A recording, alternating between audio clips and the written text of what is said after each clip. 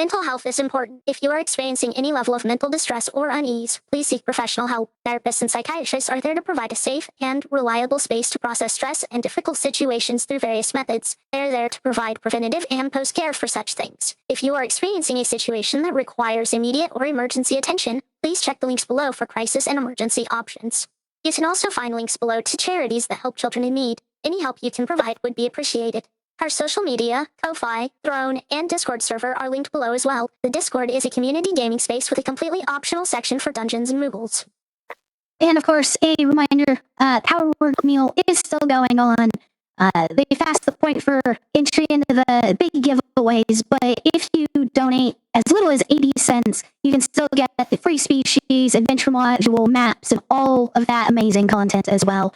Head over there. Anything you can give helps feed children and families in need. Obviously, I would appreciate it. I'm not even really a part of that program, but it's an amazing thing to do. And I think like 180 TTRPG content creators involved would also greatly appreciate it. Especially shout out to D&D Shorts, who, as long as my brain's not failing me, is the one that kind of pulled everyone together and set this entire thing up. Again, Power Word Meal, link down below, at least until the charity drive ends, and then I will be removing the links afterwards. Now, for some reason, OBS doesn't want to load our PNGs. Why? Let me refresh reactive and see what happens. Hey, that's no good. Oh no, technical difficulties. Who would have guessed? Come on, where's the buttons I need for it? We are just gonna redo the links for it real quick and see if we can fix it. There we go. Alright, it's reloaded. Now, as for our recap. Like you're coming in clear. Good.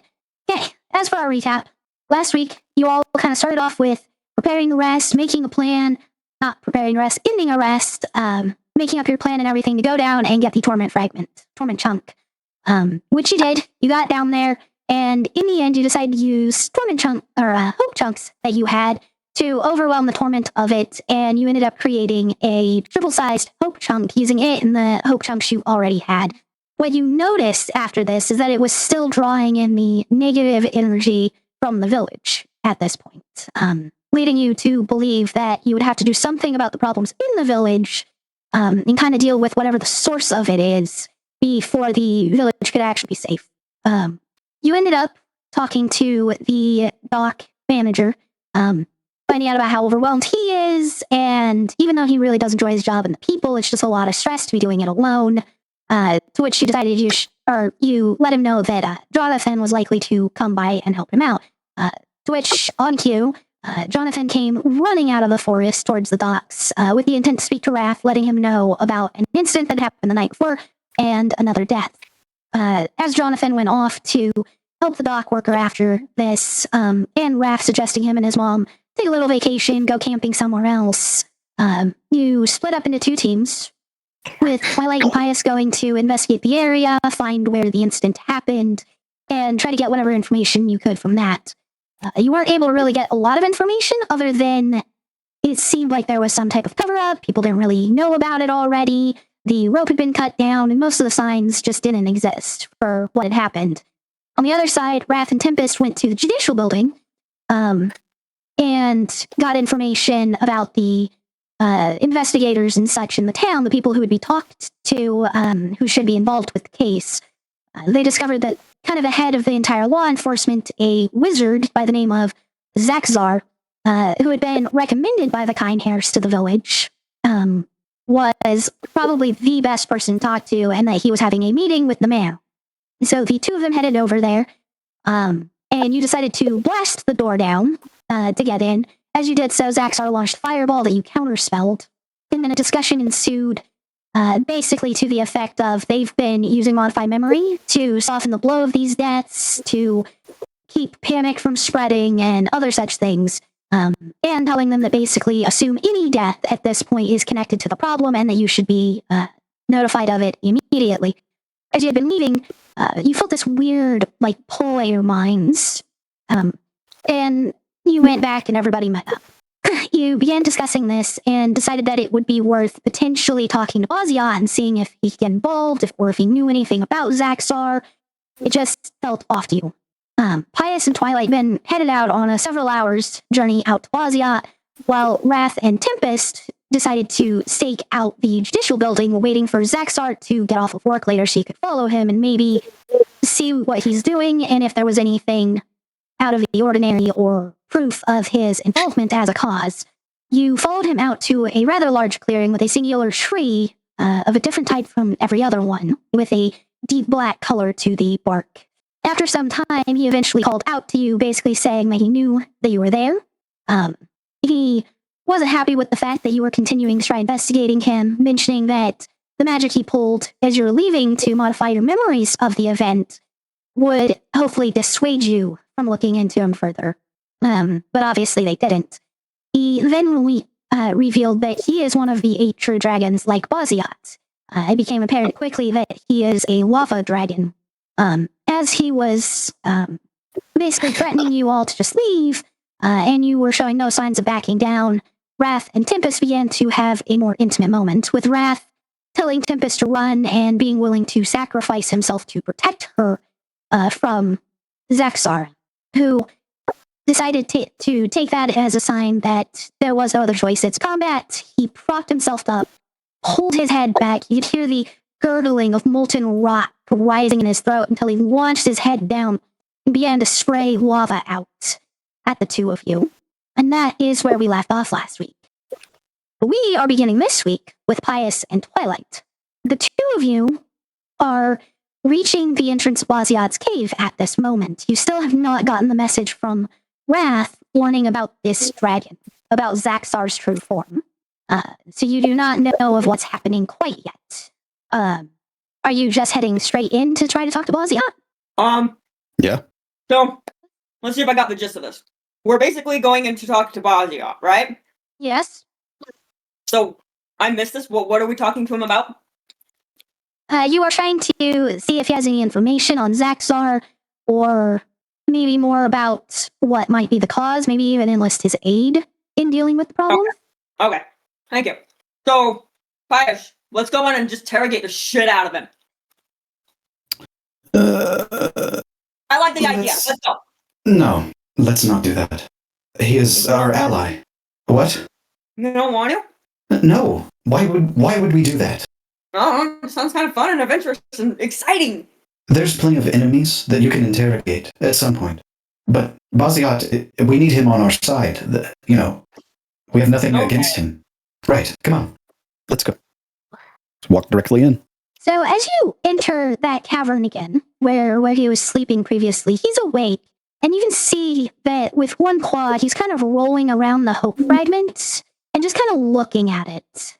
He doesn't turn his gaze towards you or speak, though. Excuse me. Baz'ziat, a moment.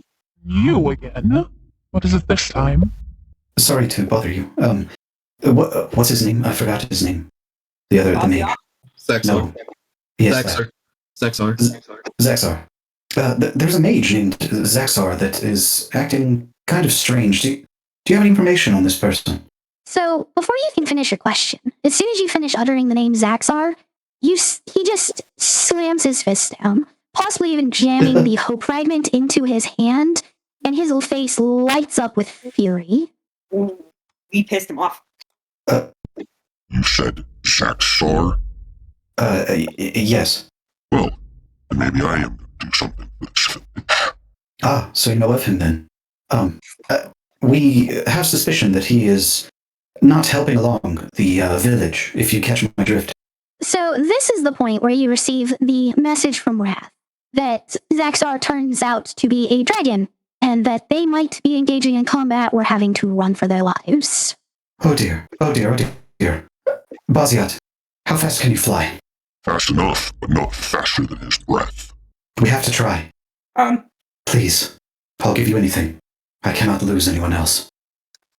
I have an idea. Maybe we can call Patches and see if maybe Patches might have something that helps Baz'ziat fly. Baz'ziat is a dragon. 1. 2. We can't call Patches because we're in the past.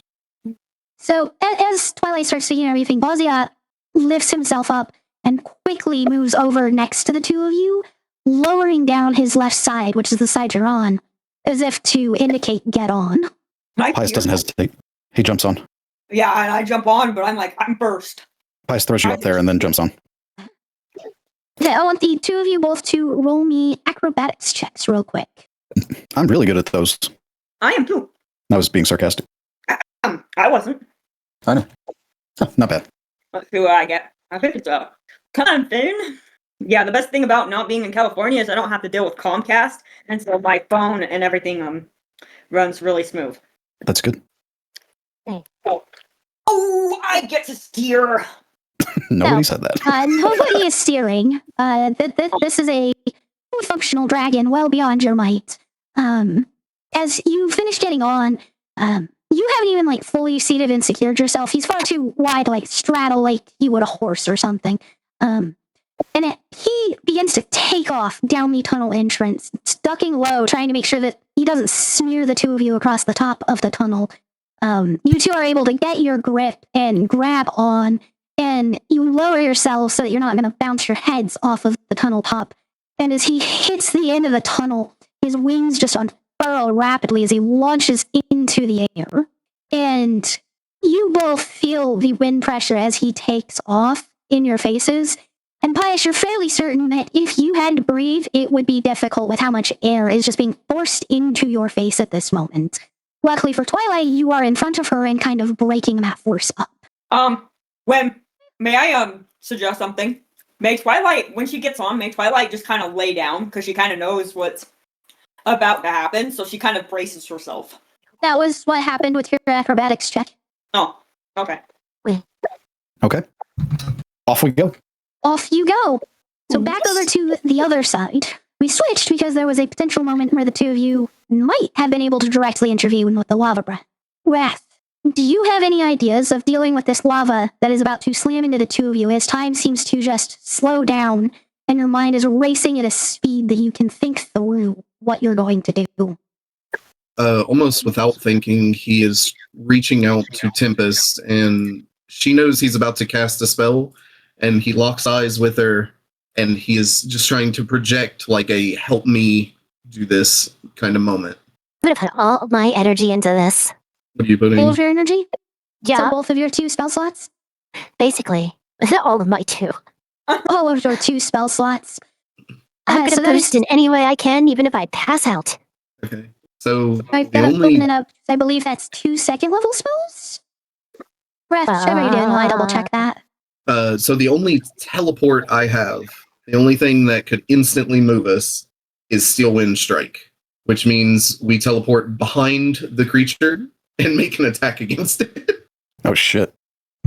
But that's if you allow this. What I'm trying to do by investing her energy into this is bring her with me. Absolutely. So it's 2 first level spells. So that is 2 levels of the spell slot you need. You can provide the rest, or you can just add that on to increase the level of it. But first, I want both of you to roll Arcana, because you are doing this in a rush. 21. Oh no. That's like my worst of the worst. I got you. No, you don't. You said a 21, Rath? 21, yes. Okay. So you make the connection, but it does eat through those 2 levels of spell slots. You do not gain them as a bonus.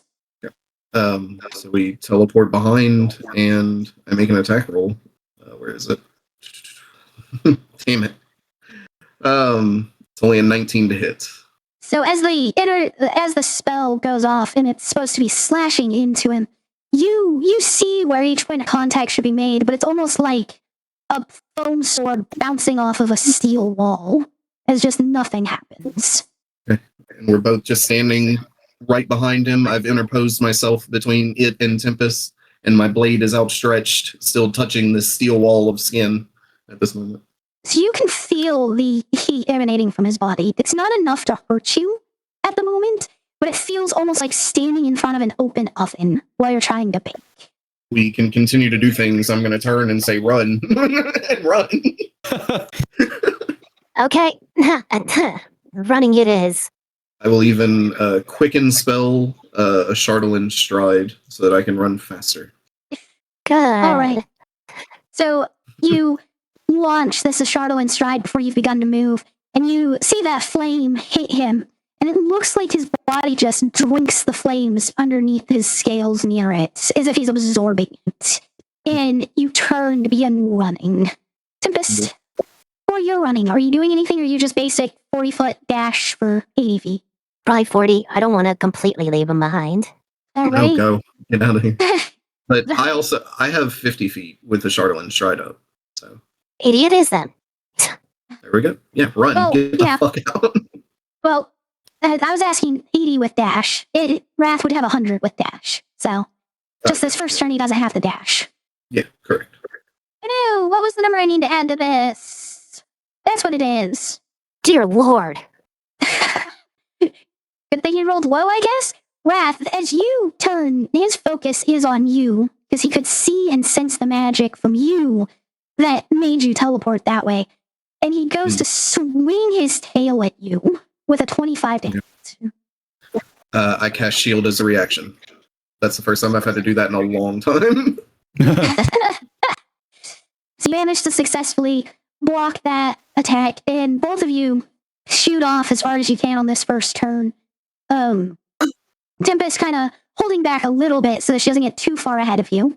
And If I see this, I'm gonna go, get the others. I'm going to take up into the air then at that point. all right, I actually, Your as you boyfriend, do, because I've cast first level spells. As you do, I kind of fly with you for the first 10 feet, kind of holding your hand, and then I let it go and hit the ground and run again. She's fighting it, but she's still going up.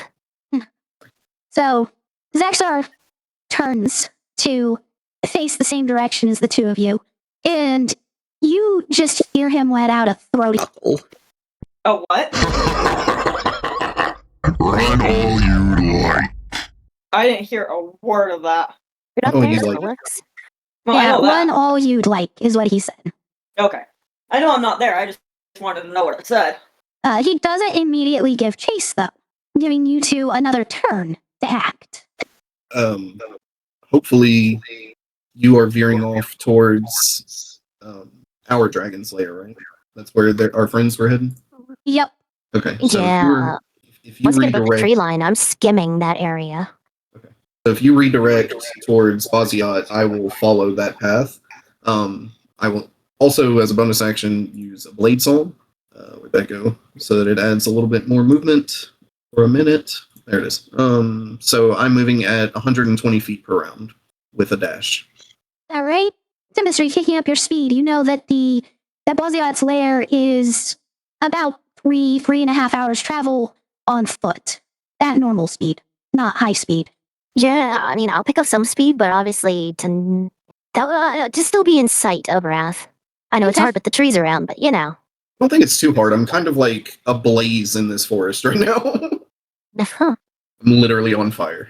And But the my only reason you're attention's not definitely setting out in that fire to the direction. forest is because as the dragon chases you, his body continues to consume the flames. But you do notice that even though he is running after you, as far as you can tell at his top speed, he is not as fast as you are currently. But he is not using magic to enhance his speed, so he will be able to maintain this pace unlike the two of you. Well, Yep. You, Rath. Yep. And I'm just I'm trying going to to get as much as need I can.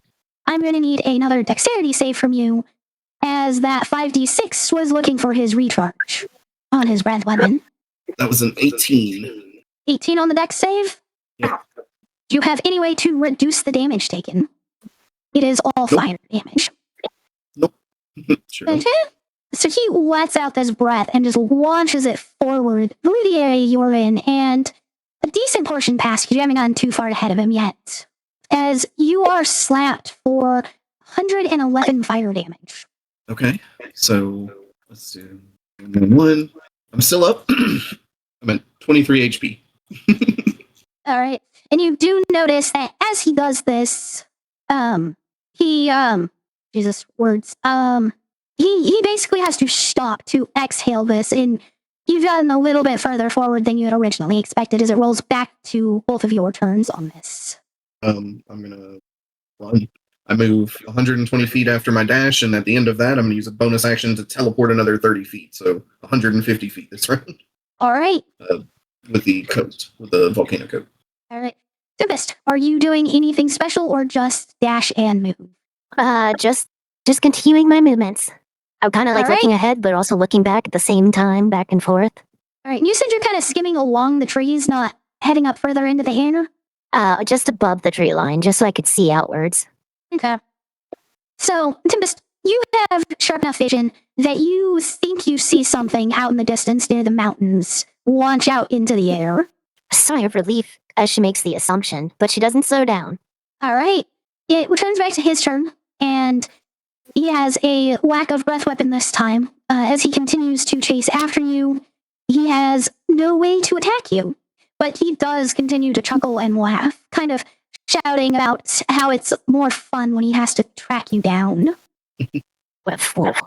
So, Charlotte Stride lasts for 1 minute, right? 1 minute. Yep. Correct. Just like the Blade song. So at the end of that minute, you've gotten far enough away from him that you do not see or hear him anymore, but you have left a trail of fire that is followable. You know that you are going to have to do some amount of maneuvering to hide from him, to keep him from finding you again, as you're also trying to head towards Baz'ziat's lair. How far from Baz'ziat's lair do I think I am? Quite a distance. You've managed basically 2 minutes of the travel instead of 1 in this time, and he's still hours away for on-foot travel. Recast my Blade song, not a Charlotte Stride, which only gives me an extra 10 feet, but makes it 80 per round, plus the 30 from the teleport. So 110 feet, I'm going to take a diagonal line from the direct one I was taking. Okay. Tempest. At this point, you could have gotten ahead of Rath, or you could be roughly at the same spot. Either way, you know that this is the point where Rath might need to hide, and you being hanging in the sky might become a sign to Xax'zar of where he is. Do you choose to full throttle at this point? Yeah, probably. She'll whisper to herself, hoping that he stays safe and just kicks it into overdrive. All right. Are you going to continue to stay around the tree line, or are you going to head up higher into the sky? I'm heading up higher. All right.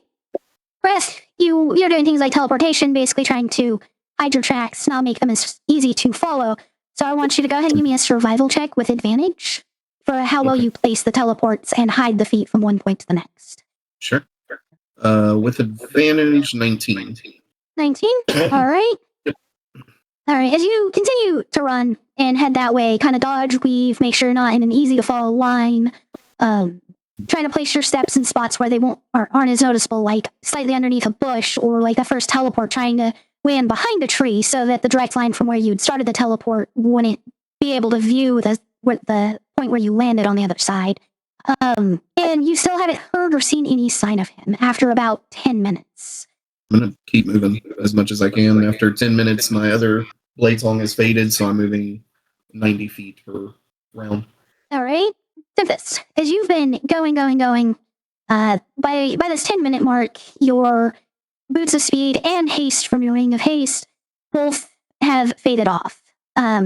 You've lost that speed boost by this point, but you've made a considerable amount of distance, and Baz'ziat is flying high enough that you are certain it is him. Like, there's not much that's big enough to be visible from this distance that high in the sky. Back over to Pious and Twilight, though. The two of you can't see Tempest, and you've been in the air for about 10 minutes. So at this point, is there anything you can think of that might help Baz'ziat go faster? He's already propelling at a speed that matches or beats Tempest. You're not completely sure, because you also can't really take in what's going on around you with how fast you're moving. I can use the plot point How are you going to use Do it? what exactly? to make him go like super fast and like almost teleport to where she is. So you basically want to use a plot point to teleport. Yeah, basically. But you don't know where she is, though. Oh, that's true. You also don't really have access to teleport. So there's not really a way for you to be able to do teleport. The use of the plot point, you don't have a reasonable way to do that. Right. Okay. You would need to have some way that you can do it, that the plot point gives you access to that, so basically. I don't know if this will work, but fuck it. I've got nothing else to try as far as I know. Okay. I'm going to aim my hand behind us and continuously cast Eldritch Blast. Okay. Like, can I support you in this? Like, use one of my spells to enhance that? Sure. If it is allowed. So I don't think you have any cantrips that really can help pump up the force of this. And as far as mixing magic, continuously pumping out spell slots would use a lot of resource for you to try just adding force to it. And with the extended period of time, it wouldn't be a significant boost. For him or I or both of us? For you trying to enhance it. Okay. You'd use a lot of spell slots to get a minor boost to it. The cost outweighs the benefit, and I feel like Twilight would kind of register that. Right. Okay. Makes sense. Pious, give me 10d20. Okay. So we got a 2, an 8, and a 113. 1 in there. All right, so you do notice over the first minute that he does seem to have accelerated some amount. You could try to keep this up, but as with anything that you try to do for an extended time, you have to worry about your endurance. Even though you're not using spell slots, it does get tiring to repeat the same thing over and over and over at high speed. Okay. I wonder if me just flapping my wings might help. Probably not. They might break. I have an idea. What's the idea? I'm going to give Baz'ziat a potion of growth. All Good idea. right. All right. Let me pull that Really up good real idea, quick. actually.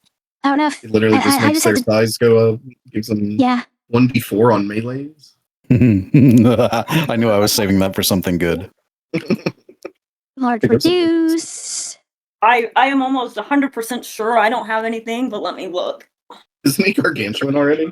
What's bigger than Yes. gargantuan? So No. that was the term back in I- 3.5. You wait, gargantuan, then colossal plus, colossal plus plus. 5e just kind of cuts off a gargantuan. They heavily simplified that. I thought they had the Titan class. Is that not a thing, actually? I haven't seen it, but maybe that might have been something added with like Tasha's or something, potentially. Maybe. I mean, regardless, its size doubles, regardless of if it goes up a size class. So Baz'ziat definitely grows, and even though the spell says nothing about speed, when you're that size and you double the size of like your legs, like you go from having like a 10-foot step to like having a 20-foot step. And in the air, where you can grab more air, yeah, the increased weight also has some amount of increased air resistance, but I feel like the size growth and the amount of air grabbed would have a effect to some degree. So I'm going to rule it that his speed does increase, but it does not double.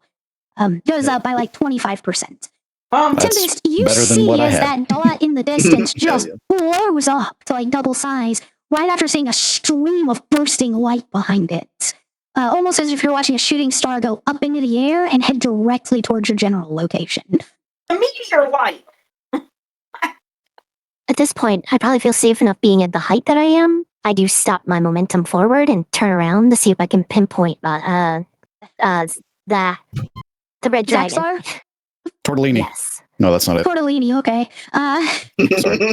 Okay, go ahead and make a perception check. My brain is fried today. Just fair warning. Xerxes, bro. Xerxes. Xerxes. Oh shit, the king of the Persians. Oh no. There. This is madness. No, I gotta rewatch that movie. this is Fuck. Maluviette. Whoops. Oh shit. I misrolled. I Yes, vow you to do did. that before this campaign ends. Kick someone in a well? Yes. You gotta find a well No, first. this is You gotta Patrick. find a person. Boom. We gotta dig a well whenever we find the person. 23. Just tie him up and dig the well myself. And then just, All okay, hold on. With the 23, you are able to spot where he is, as he's kind of just, crashing through trees through the forest. Based on kind of where you'd seen Rath last and the way he was going off, it does look like he has gone a different direction than Rath. But it looks like he is heading straight towards Baz'ziat's lair currently. Shit. Well, at this point, I think I'll just start circling that general area just so it like pinpoints a location for Baz'ziat. All right. So there's not a lot of need to really cover blow-by-blow details here. Tempest, you see Xax'zar, he's continuing to move through. Rath, you're able to keep going in the direction of Baz'ziat. You're also kind of keeping an eye out to the skies and around you to make sure if Xax'zar is coming near you. Eventually, you do spot Tempest kind of circling in the sky as if trying to be a marker there. Then Pious, Twilight, the two of you are going at this full speed on top of Baz'ziat, hanging on for dear life as he just basically like a frickin' airplane shooting through the sky at high speed. And it only takes about like an hour 15 before Baz'ziat not only is spotted but flown towards Tempest. And the two groups can kind of reconvene to the northeast of the lake. A fair distance away from the lakes and nothing involving the townsfolk currently. I'm gonna die. Rath is burnt to shit. Everything is scratched and cut up from running through this forest and just teleporting haphazardly through it. Rath, come here. You're okay. I got you. Yeah. Wait, when did we run into them? Just now. Actually, now we're traveling. Pious is going to cast Life Transference on Rath. He reaches into his chest and pulls out a stream of healing energy. As you go to give it to him, he goes, "Not too much. I'll be okay. It's just a long run." Don't worry. Oh, don't have voice mode on, damn it. Shit. I'm human. Ah! Since I commune with nature, I can probably heal him. Since this is kind of like a nature wound. There's no time. And It's healing is okay. healing. It's my turn to help you. Do it, and then fuck up, and then I will. How much is Pious losing and Rath gaining? I lose 24 and he gains 48. Damn. Life Transference is dope, bro. That is dope. I was almost ready to give it those rules. Thank you. And he looks up, almost recognizing for the first time, Baz'ziat's here, right? Yes, Baz'ziat landed with the two of them as they jumped off to meet up. And Tempest, I'm just assuming you flew down to the ground with them. I'm staying up. You're staying up in the sky? Okay. Thank you, Baz'ziat, for coming. I assume you've been filled in on the situation? All I needed was his name. Now where is he? Rath looks up towards Tempest, and he Well, kind of I'm like- shouts, but he's very scared to actually shout. Tempest! Which way? Why are you? I point right at his direction I wish so that I'm not shouting down. Okay. Yeah, you're able to see this. And Baz'ziat, having noticed, Rath, you're shouting up, he looks up and he sees the direction she's pointing. And without a word, he just launches back up into the sky and starts off that direction. Can I try to teleport onto his back? Absolutely. No roll. If you are teleporting, you land on his back, but said no rolling.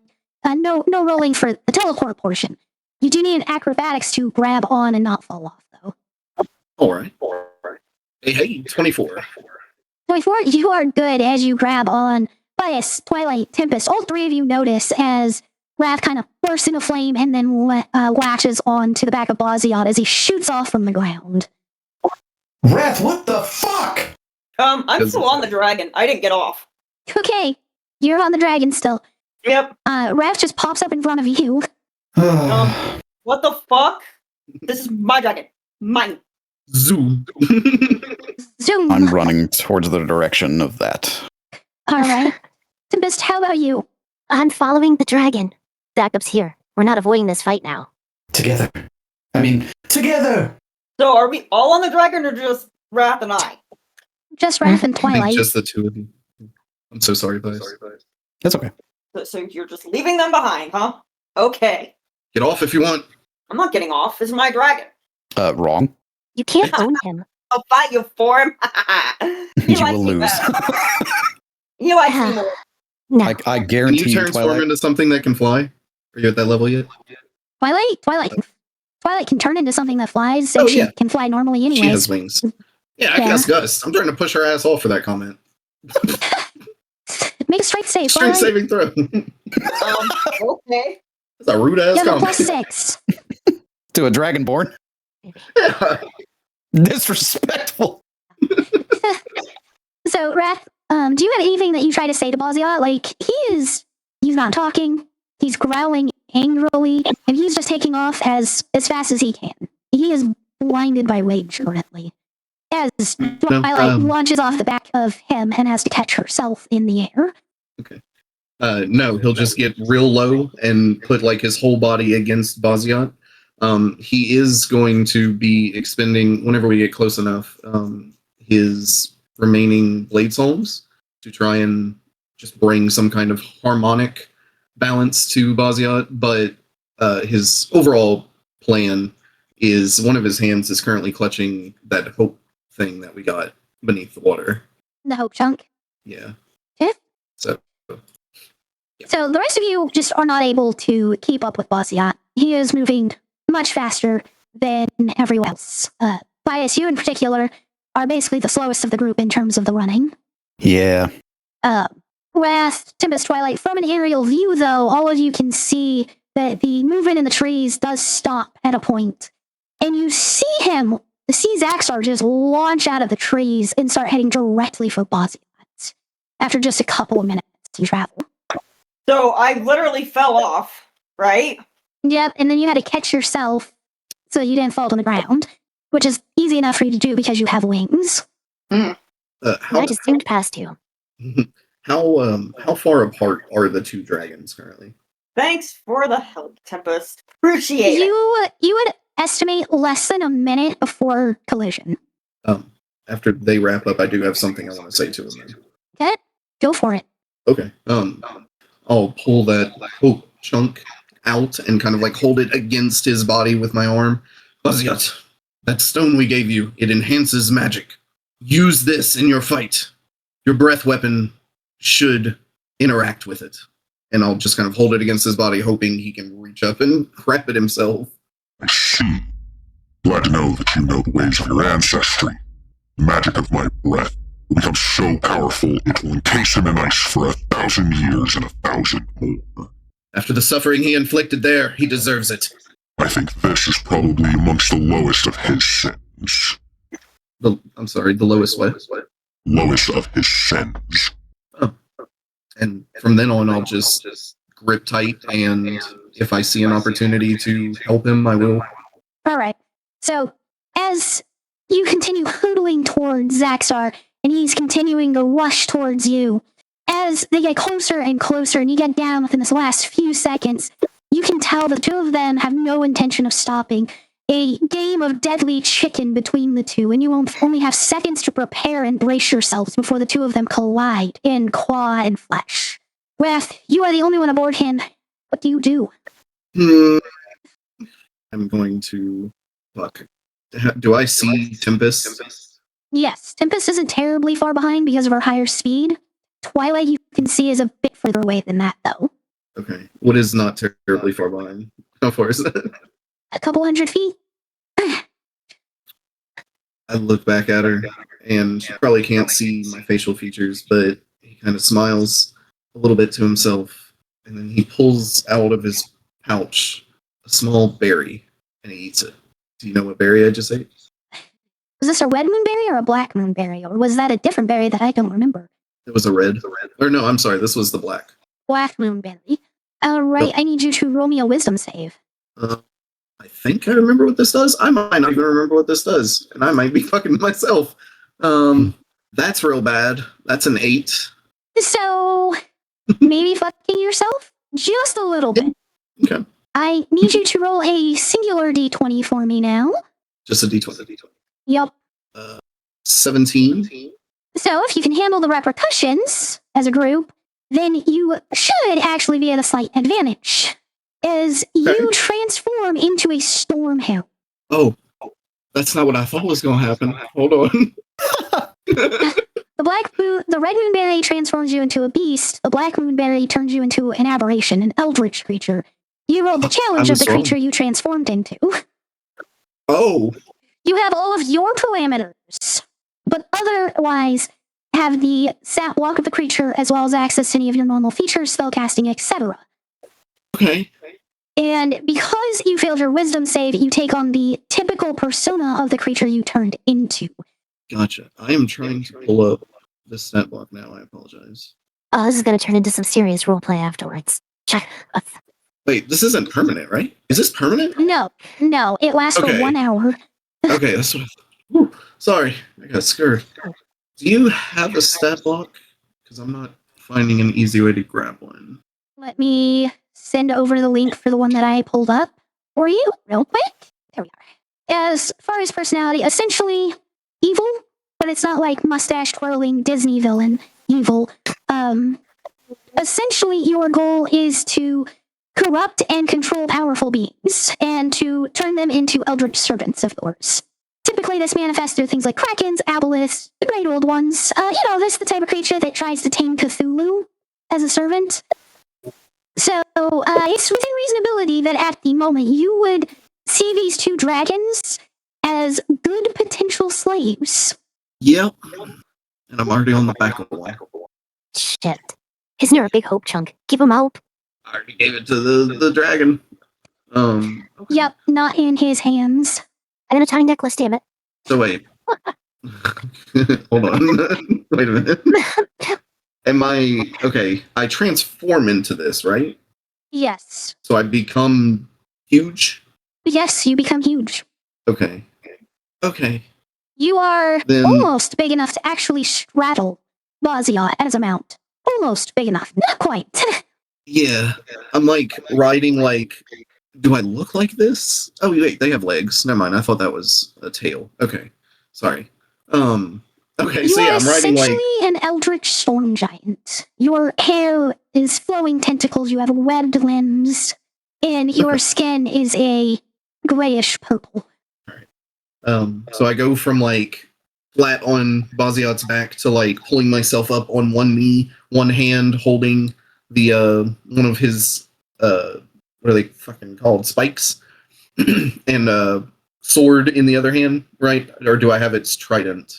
You have your equipment, not its. Okay. And all of your equipment adjusted size to fit the body as well.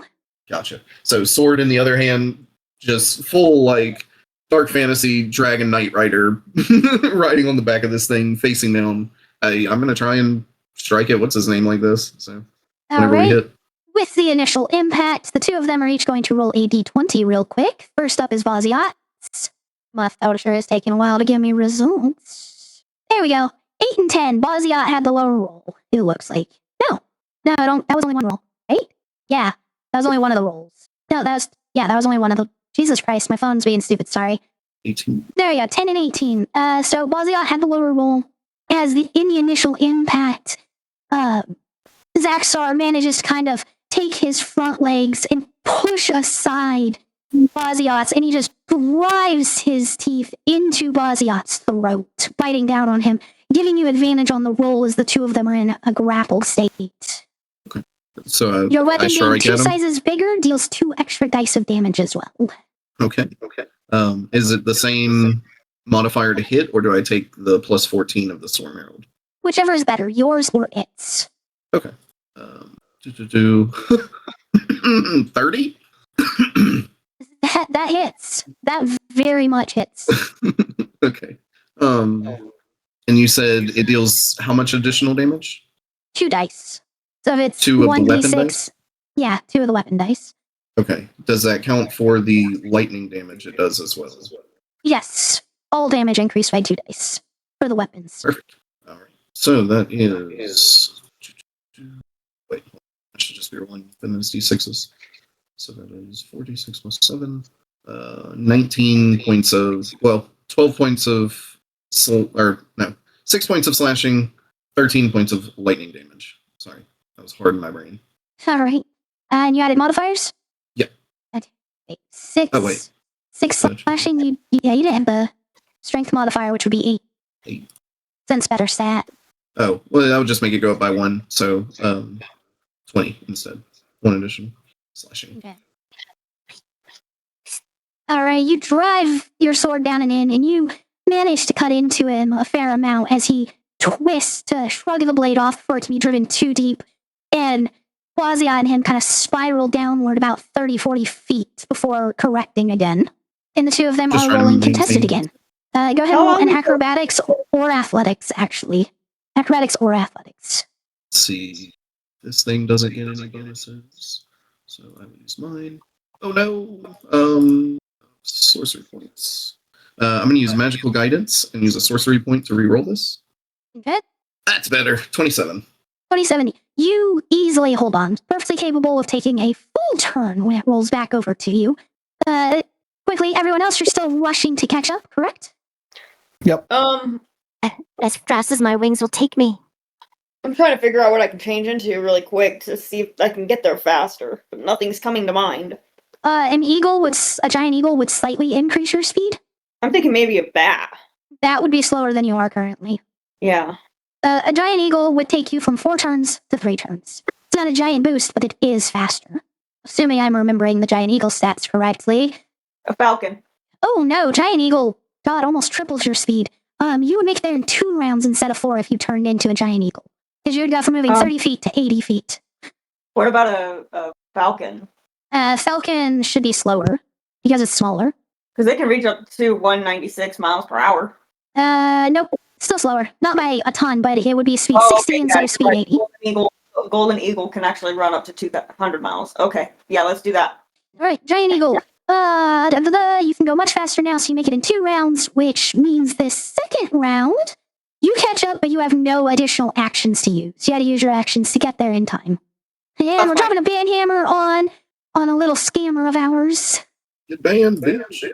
Bam! Okay, Pious, do you have anything that might assist you in getting there faster? From Nope. 4 rounds to less. I can believe. I cast believe in myself. No, I really don't. I am slow boy. You can use the carpet. I bet I could run faster than that. Yep. No, I literally have nothing to increase my speed. The only upside I do have is the ring of free action. So like running through the woods doesn't slow me down, but I can only move it as fast as I can. Yeah. And nothing's actually slowing you down at the moment. No difficult terrain or anything, so Yeah. not helpful. But that's literally all I have. Tempest, you are able to make it in 2 turns if you spend 1 key point to double dash on your first turn. You will make it on the second turn with an action available. And with Doing that. it is rolling over to the party's turn. So Tempest, you're rushing in. Rath, Tempest, the 2 of you have actions that you can use while in range to do something. Before Tempest rushes in, Rath tries to catch the eye of Baz'ziat as they clash, but obviously the chaos is far too much, and instead an image appears in Baz'ziat's head because I have telepathy of 120 feet now, and it's just the image of Rath handing the stone to Baz'ziat, and it's kind of an I'm sorry feeling, and I'm going to cast Psychic Wave on both of them. So I need them both to make intelligence saving throws. Intelligence saving throws. A bonus in the adding.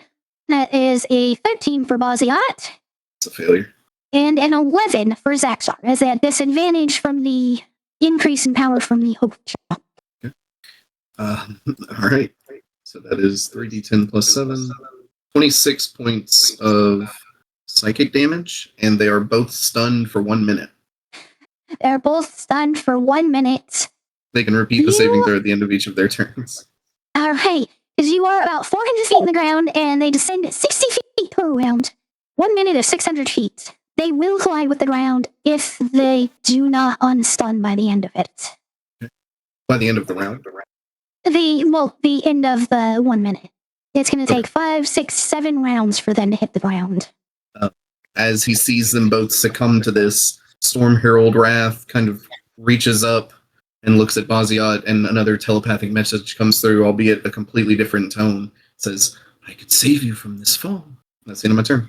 All right, Tempest, you have an action. You've seen this psychic wave rush off of the transformed Rath. You can see a change in his demeanor as well. He's not himself. I try to land on his actual shoulders. Raths? Yeah. All right, What is this? Now, what language is he speaking, giving the form? Giant, currently, actually. Wait, is it if you do really? not share this... Yeah. That is the default language of a Storm Herald, is giant. You just hear me right in your ear, telling you to clear your thoughts, and hoping I can reach deep inside in that sense. Is that high level of a monk? Tempest, roll persuasion. Oh, I don't use that often. I gotta look. Okay. 22. 22? That is more than enough for Wrath's passive insight. You get another wisdom save, Rath, to clear your mind and take your own personality back. You're not going to believe this. I rolled the same thing I did last time. 8. So, Tempest, you see his eyes almost like clear up for just a second before going back to the same malicious appearance they had before you spoke. All right, plan B. That did take your action. You have a bonus action, though, currently. Bonus action. I want to start moving to the two of them falling. So you're already there. You're good. You being on Rath's shoulders or in that space is already with them falling. And you can kind of keep up with that as well, their descent. All right. Baz'ziat and Xax'zar saves, both of which are a fail. They remain stunned at this time. Twilight, you are caught up and you are capable of acting now. Tempest, you have a full turn. Twilight, you have a full turn. Rath, you have a full turn. Pious, you have one more round until you catch up. Okay. Who goes first? No particular turn order. It's a group turn. Cinematic combat. I have a great idea. If you guys don't mind, I can actually mold Earth, where I can actually bring up the Earth and catch Baz'ziat. You are not going to be able to lift it high enough. Mold Earth only moves at like 5 feet. You also don't have time to discuss with anybody. Say that again. You can only move the Earth 5 feet when you use Mold Earth. You would like pick it up around 5 feet and then it would fall. Oh. You also do not have time to discuss with everyone, so what you do is your choice. Okay.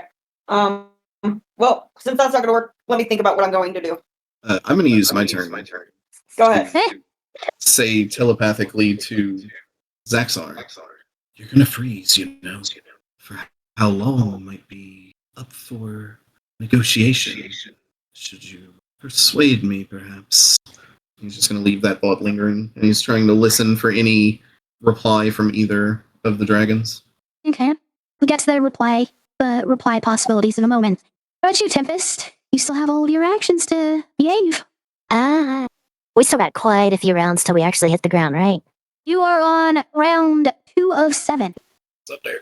Oh, it's hard to pierce the dragon's skin, but there is one weak point. Stab it in its eye? Yes, Oh my with god. a dagger. And seeing What as its the eye hell? is the size of a crystal ball, that's actually not a hard attack to hit. Like, you can reasonably do it. Roll to hit. Wait, why are we doing this? Feels so dirty. Stab it in its eye. Okay, am I still using the size plus hit if I'm using the dagger, or is it different? Do we not have it in your combat actions? No, we have unarmed scythe, bite, and claw. Interesting. So, let's see. We've got Dexterity 6, plus 4 from proficiency. It is a plus 3 dagger, so you have plus 13 to hit with that. And you have advantage. So you get to roll 3d20 for the hit. So roll 2 more. You elf woman. No critical hit in there. But your 27 does make contact. And seeing as you are going into the eye, a very sensitive and fleshy portion of the body, it is automatically a critical hit. It would have been a lot crazier and worse for him if you had rolled a crit. So that means is normally a plus 9 on the damage at 1d4. So roll 1d4 damage and I'll add the rest. So you deal a total of 16 damage with this. I'm relying so heavily on its effects more than the damage. So the effects aren't necessarily noticeable within the basic mechanics, other than Rath, you can see this, of course, and Twilight too. You see Soul Drinker plunge into its eyes, and you can see kind of like a squirt of flame shoot out from it and be sucked into the dagger. Did he wake up? No, he's not asleep. He's stunned. He's still stunned. Would awaken help? No, No, this is also the enemy dragon currently that's being stabbed. Oh, I thought it was Baz'ziat. No. I don't know why the fuck I'm trying to save him then. I mean, the two of them are currently wrapped around each other, spiraling towards the ground, unable to do anything. So, you can still try to save Baz'ziat. Both of them are plummeting. It's just Tempest is attacking Xax'zar, not Baz'ziat. Well, I know she wasn't attacking Baz'ziat. Okay, yeah. I thought she put the dagger in Baz'ziat's eye to try to wake him up. That's what I thought. So, my bad. Sorry. no. Okay, well, we're good. I'm on the same page. Do you have any actions you're taking, though? Me? Yes, you still have a whole ass turn. Okay, I was thinking doing my awake spell to Baz'ziat. So, Awakened not only takes an extended period of time, but it does not wake people up from sleep, even if you were asleep. Awaken makes a normal plant or animal turn into an intelligent creature. Okay, I'll go with with what kind of Tempest did, but I will actually use Blood Seeker Bolt. And try to shoot it in the eye with your crossbow? Mm-hmm. Okay. Roll to hit. Do I need to change out of my form before I do this, though? Yes, but you can do that for free, so. Okay. And What is I still have movement, don't I? I don't know Yes, what my you damage still is. have movement, but you would have to forgo your movement to free fall alongside them to keep up. Huh. Then that dagger's just getting pushed harder in. Oh, shit. Sorry, Tempest, I kind of overpicked your turn. Not really, because you're all acting at the same time. I don't know my damage on it. Roll 1d20 plus 10. You have to hit first. Okay. Excuse me. 27 is a hit. Let me pull up the Bloodseeker Bolt again real quick, because I don't remember its exact effects. Did that not go through? It did. You hit. I have to double check Shit. Bloodseeker Bolt to make sure what it does exactly. Oh, they have advantage. So you get to roll a second time here Shit. to see if you crit. Oh, sorry. I don't know what happened. My computer just decided to mute everybody. Can you hear me now? I can hear you. Okay. Bloodseeker Really? Bolt lets you roll with advantage, so roll a second d20 plus 10 to see if you crit. No, crit. But you do still hit, so you roll your damage of 1d8 plus 6. Oh, so I don't crit? No, you do not, because you rolled even lower on the second one.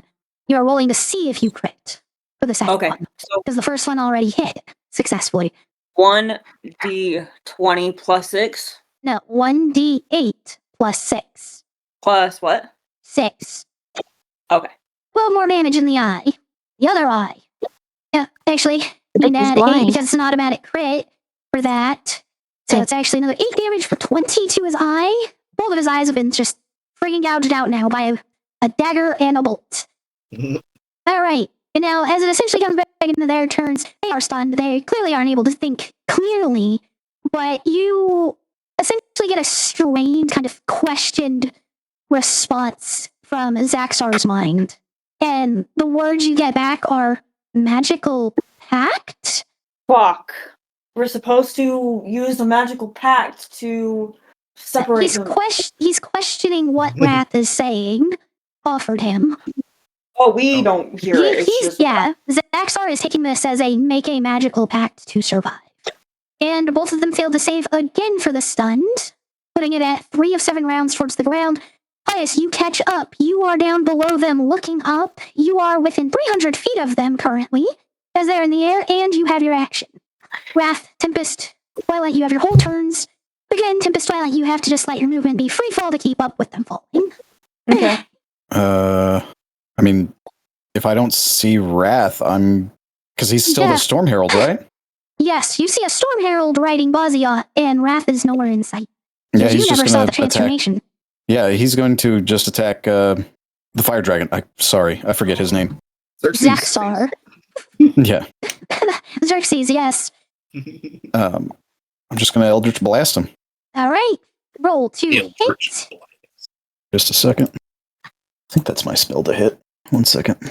Yes, it is. I'm just going to roll all 3 beams. So 15, 16, and 19. Good Lord above. All 3 of them just glance off of the combination of Baz'ziat and Xax'zar. If your aim wasn't quite true as they death spiral downward. Neither of them having any effect. Cool. Rath, I can't do Tempest, anything Twilight, else. you still have actions. Sorry, bro. It's okay. I tried. Yeah. For the 3 of you that are up there, you notice that the 2 bodies clung together. Rath, by now you've noticed that like Xax'zar and the heat rising from his body, the area immediately around Baz'ziat seems to be cold, almost freezing. And you can see steam now rising from the middle of them where their bodies are pressed together. I'm gonna send a message telepathically to Xax'zar. You fly away from this, and you owe me. Any pact would be one way. And then I'm going to cast Sending on Baz'ziat, and I'm going to I'm just going to send like a chant or a hum that maybe I've used in meditation at some point to try to help him focus his mind to make this goddamn saving throw. I'm attempting to use the help action for Okay. his save. Alright. Yeah, we won't use any spell slot or anything for that. The telepathy could easily switch from one to the other to do the same thing. But yes, help action. He gets advantage on his next one. Tempest, Twilight, two of you have your turns. I wonder if I can actually try to wedge myself in between them and kind of try to separate them. How would you try separating them after getting in the middle? Like just pushing them? Yeah. Okay. Go ahead and roll a strength check. It's 1d20 plus 6 for you. Tempest, you see Twilight going to push herself in the middle, and Rath has done nothing for a little bit now. His eyes focused on the two dragons. Yeah, Tempest is actually getting very angry right now. At me? No, I mean, She actually goes for one hell of a... Yeah, I know it's a size difference, but she kind of goes for a punch on Rath's head.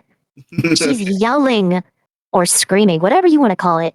She's just shouting out enough, but it slips out in deep speech for whatever reason. Okay. She is just angry. Okay, roll to hit with your unarmed strike. Twilight, you managed to shove yourself in between their two bodies. Give me another strength check trying to push them apart.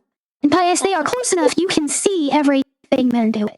And you see that Tempest is trying to fight the Storm Herald upon the dragon's back. It's my turn now? No, I'm just making sure you're Okay. aware that you can see the details of what's occurring. Gotcha. Tempest, 27 to hit. I believe that hits the Storm Herald AC.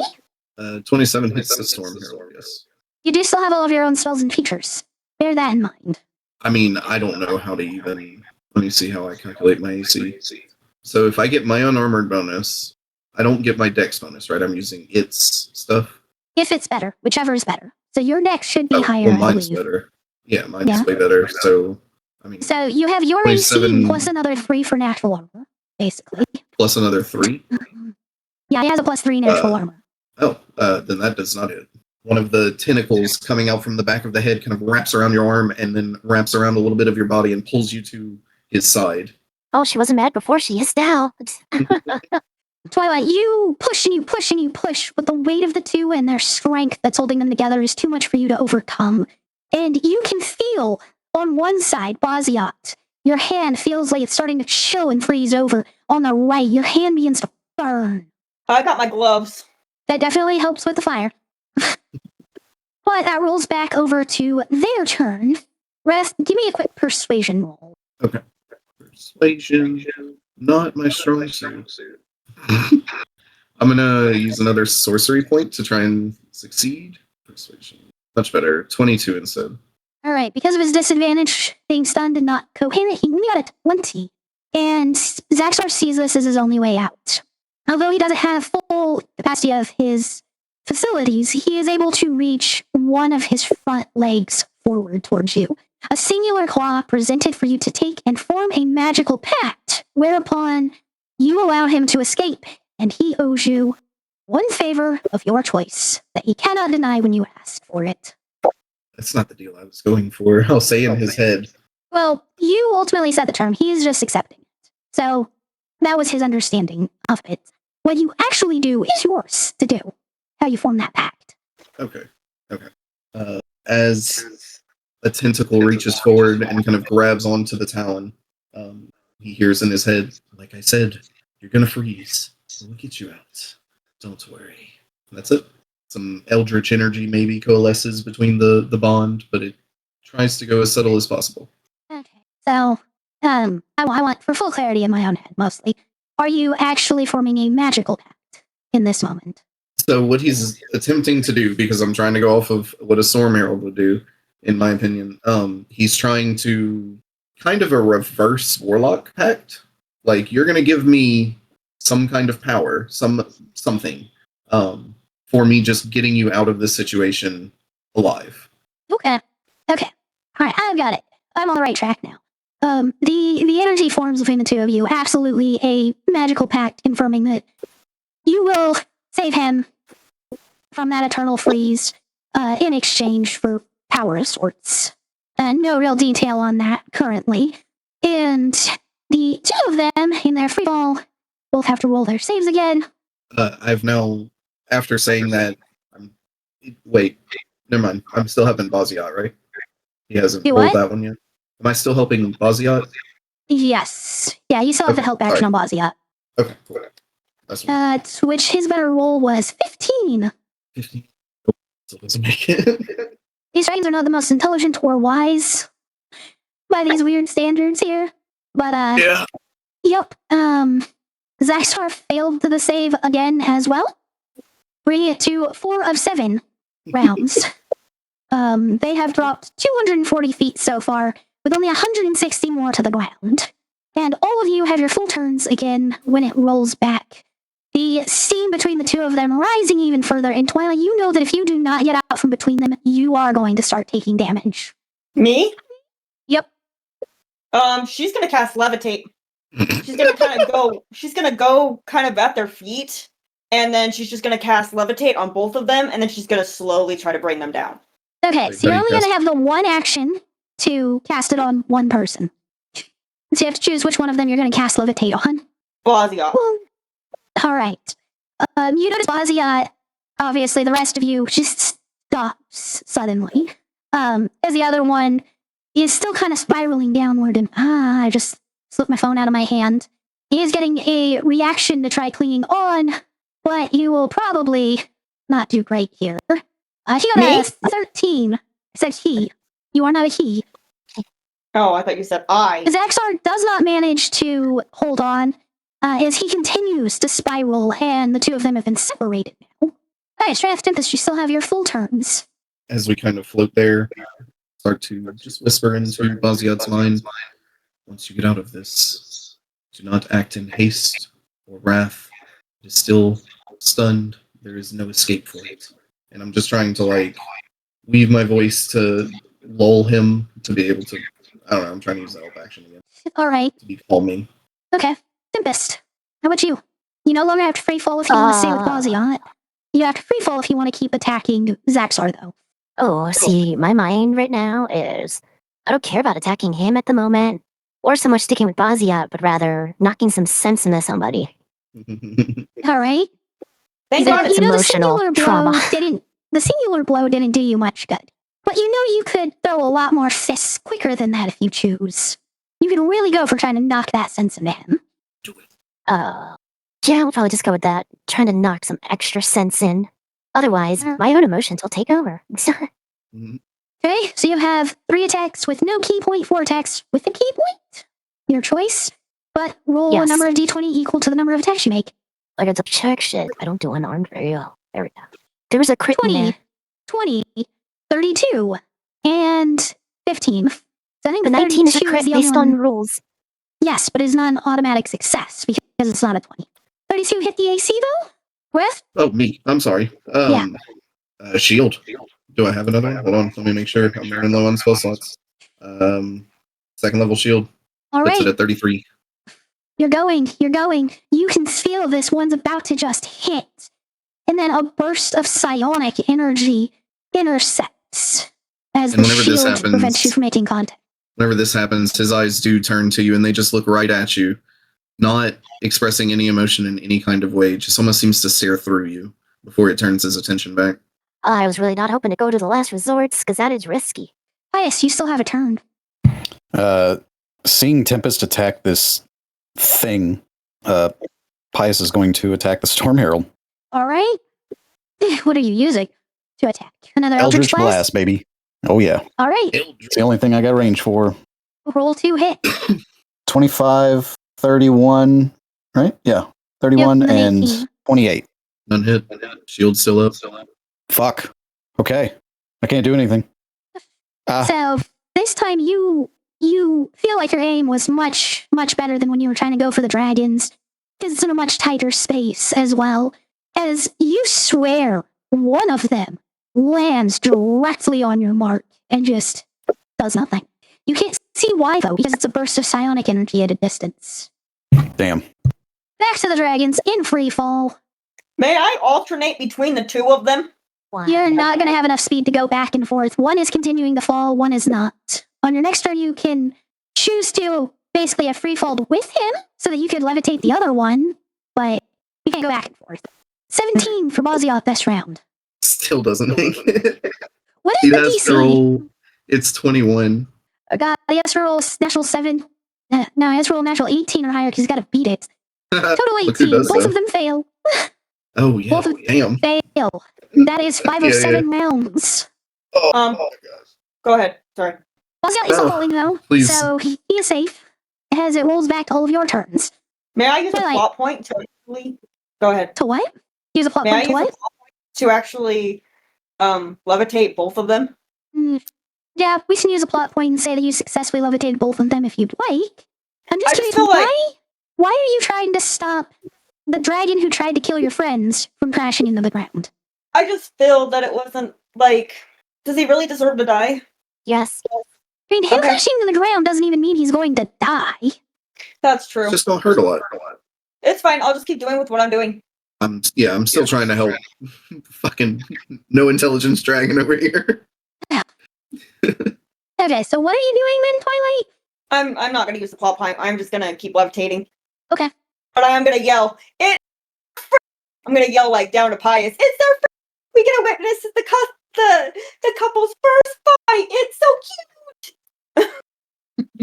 So out of place. It is. That's what she is. She's random. Alright, so Deuce isn't feeling super great, so he dipped, and he needs to go rest. Oh shit. Not that anyone's actually paying attention to Pious heavily right now, so Poor you all guy. don't notice what happens. But Rath We love you, Tempest, Twilight, you still have your turns. Hold on, Twilight. I think I still managed to miss. What are you doing? What did you say you're doing? What? You cut out, love. What are you doing? I'm You just rambled and I levitating. missed what you're actually doing. I'm just levitating. That's it. That's all. Okay, so you're not doing anything extra? Nope. Okay, you're just holding your turn. Rath, Yep. Tempest, you still have options. Still using my action to help Baz'ziat. Tempest? Not sure about full-blown size difference, but assuming he's as big as I'm imagining. I'm the size of a giant. Okay, so like your hand would be enough to full-blown grab a person, essentially. Very much so. Okay, and the part of you that's still holding on to Baz'ziat, correct? I just have one arm holding a spine. Huh. Ah, God, this is the last resort, but at the same time, it would be so epic if it worked. Yeah? Or it could kill me outright if it fails. What are you doing? I'm gonna put my necklace around like one of his fingers that's holding on to Baz'ziat, Okay. and kind of cause myself to start free falling. Locked eyes with Rath, but I'm not trying to do anything else but just free fall. Alright. Rath, you get another wisdom save with advantage. One of them's okay. 19. That passes, and your mind clears up. The desire to control and subjugate others fades. Shakes out of it, looks down at you, picks his hand up because we're just floating here, right? There's no momentum to hold against. Correct. Picks his hand up with your necklace, and then just tries to, as gently as he can, like brush your cheek with a finger. And then he tilts his hand to give you your necklace back. And leaves. Just for context, She is in free fall. I Oh, left off. Yep. oh shit! I'm so sorry, I missed that part. Okay, so you did that and leapt off. Yep. Okay, then he'll lift his hand and kind of look at it, and then leap himself off the thing. He's aiming towards Xax'zar. I have no way of catching you, and I know you can fly, so I know you're not in danger. Nope, but I was gonna see if I had to risk crashing into the ground to snap you out of it. It looks like it might have. So yeah, I'll leap off towards Xax'zar, and I'll hold that telepathy, trying to give advantage for one more round while I fall. Alright. Now I spread my wings. Alright. Bro. 5 of these advantage rolls, plus 1 regular roll, and the highest Baz'ziat has gotten on the die is 11. He's on a 14 right now for this roll. And Xax'zar does not pass. Okay. Next turn, Xax'zar will collide into the ground from just free fall. But all of you, or not all of you, but Rath Tempest, as you are dropping in free fall here, can see down at the ground where Pious is. And you notice that his lights have turned a purple black. Okay. As Doesn't he that mean- fires 3 Eldritch Blasts at Xax'zar, all of which hit. And as you see the energy that these pink blasts collide with him, each one drags him closer to the ground. 30 feet in total. He is a whopping 10 feet from the ground right now. Actually, I forgot, this is a full takeover, which means he gets one more of those Eldritch Blasts, which is enough to hit. He pulls Xax'zar directly into the ground, who takes his maximum fall damage, which caps at 100 feet. It's only 10d6. So Xax'zar takes 36 damage as you see him crash into the ground. The dirt and dust flying all over, the trees around him just being completely obliterated by his weight. And he's now in a crater several feet deep. He's still alive. He's still dazed. And with Tempest Twilight, you all have turns. Does it look like I'm going to fall on him? So that stopped at like turn 4. So you have another 2 turns until you would collide into it on the ground. Right. So I'm, 120 feet above him or something? Yes, roughly. Roughly 120 feet. Okay. Does it look like I'm lined up and I'm going to fall and whenever I impact, I'll impact on top of him? You can easily adjust yourself to make sure that happens, or doesn't, your choice. Yeah, I'm going to focus on making sure that does happen. And I'll have my blade out and I'm holding it with my second hand on the flat of the blade as if to like land like a guillotine, land and slam down. All right. So you don't make the impact this turn, but you are prepared. You are set up. Tempest, how about you? See him finally come back to his senses. Now I pull my scythe and put all my momentum and focus on the fall to bring it down on him hard. All right. Both of you are setting yourselves up to slam into him for maximum damage. Twilight, you are watching your friends decide they are going to just crash course to slam into Xax'zar. You can see at this point that Pious' lights have changed. You've seen the spell he cast that dragged Xax'zar into the ground. You are still up with Baz'ziat, though, at this moment. What do you do? I'm basically slowly coming down, right? You're not coming down at all unless you choose to. You can Oh, fly. I thought I was just kind of slowly bringing him to the ground. Ah, that's what you're doing. Yeah, that's what I was. You're just kind of slowly falling towards the ground then. And that's why I kept asking, what are you doing? But, like, you just kept saying levitating. I had no idea what you were doing. You didn't actually tell me what you were doing. Okay, I thought it would be okay. So what I've been doing. Okay, so you are still slowly bringing Baz'ziat to the ground. Okay. Yeah, I'm bringing us both down to the ground safely. And I thought I said that in the very beginning when I turned on the levitate. I guess you guys just didn't hear it. Well, the thing is you started, like, adjusting and talking about other things you were doing, and you can always stop doing something, so that's why I kept asking you that next turn what you were doing, and you did not say that you were continuing to do that. Oh, okay. Sorry. Bad communication on my end. I'm so sorry. Is that what I think it is? That is a pass for Baz'ziat, finally. He comes back to his senses, but Xax'zar does not. It is at the end of his turn, though, if I'm not mistaken. Yes, it is. It is at the end of the turn as it rolls back over to all of you. So, Baz'ziat's awake, right? No. Oh, Baz'ziat's been awake the whole time. He is stunned. And dizzy. No coordination or balance. Got it. Done. So he's revived from... Yes, he is no longer stunned. Is this impact round? Yes, impact round. So, that means roll with advantage to hit Rath and Tempest. Tempest, that means you get 3d20 since it's advantage on the dex attack. 3d20. I would like to use my last 2 sorcerer points to cast my last 5th level spell as a bonus action on the way down. Okay. And I'm going to cast Storm Sphere, just above and a little bit to the side, maybe, to where Tempest isn't in it, wherever I'm going to be landing. And I'd like to pass through it, and as I do, well, first off, it takes 2d6 bludgeoning, because stun means he fails strength saves automatically, right? Correct. Okay, so he takes 3 points of bludgeoning damage from the spell. And yeah, I'm just going to pass through it as I go, trying to harness that with the blade, and you said attack with advantage? Correct. 28, sorry. 28, that is a hit. Tempest, you hit as well. Both of you, this is a critical hit, but, just roll damage as normal, since the crit's just a max addition. Okay. 15 slashing. Oh, wait, hold on. Sure. If you know yours, please. Huh, some max damage there.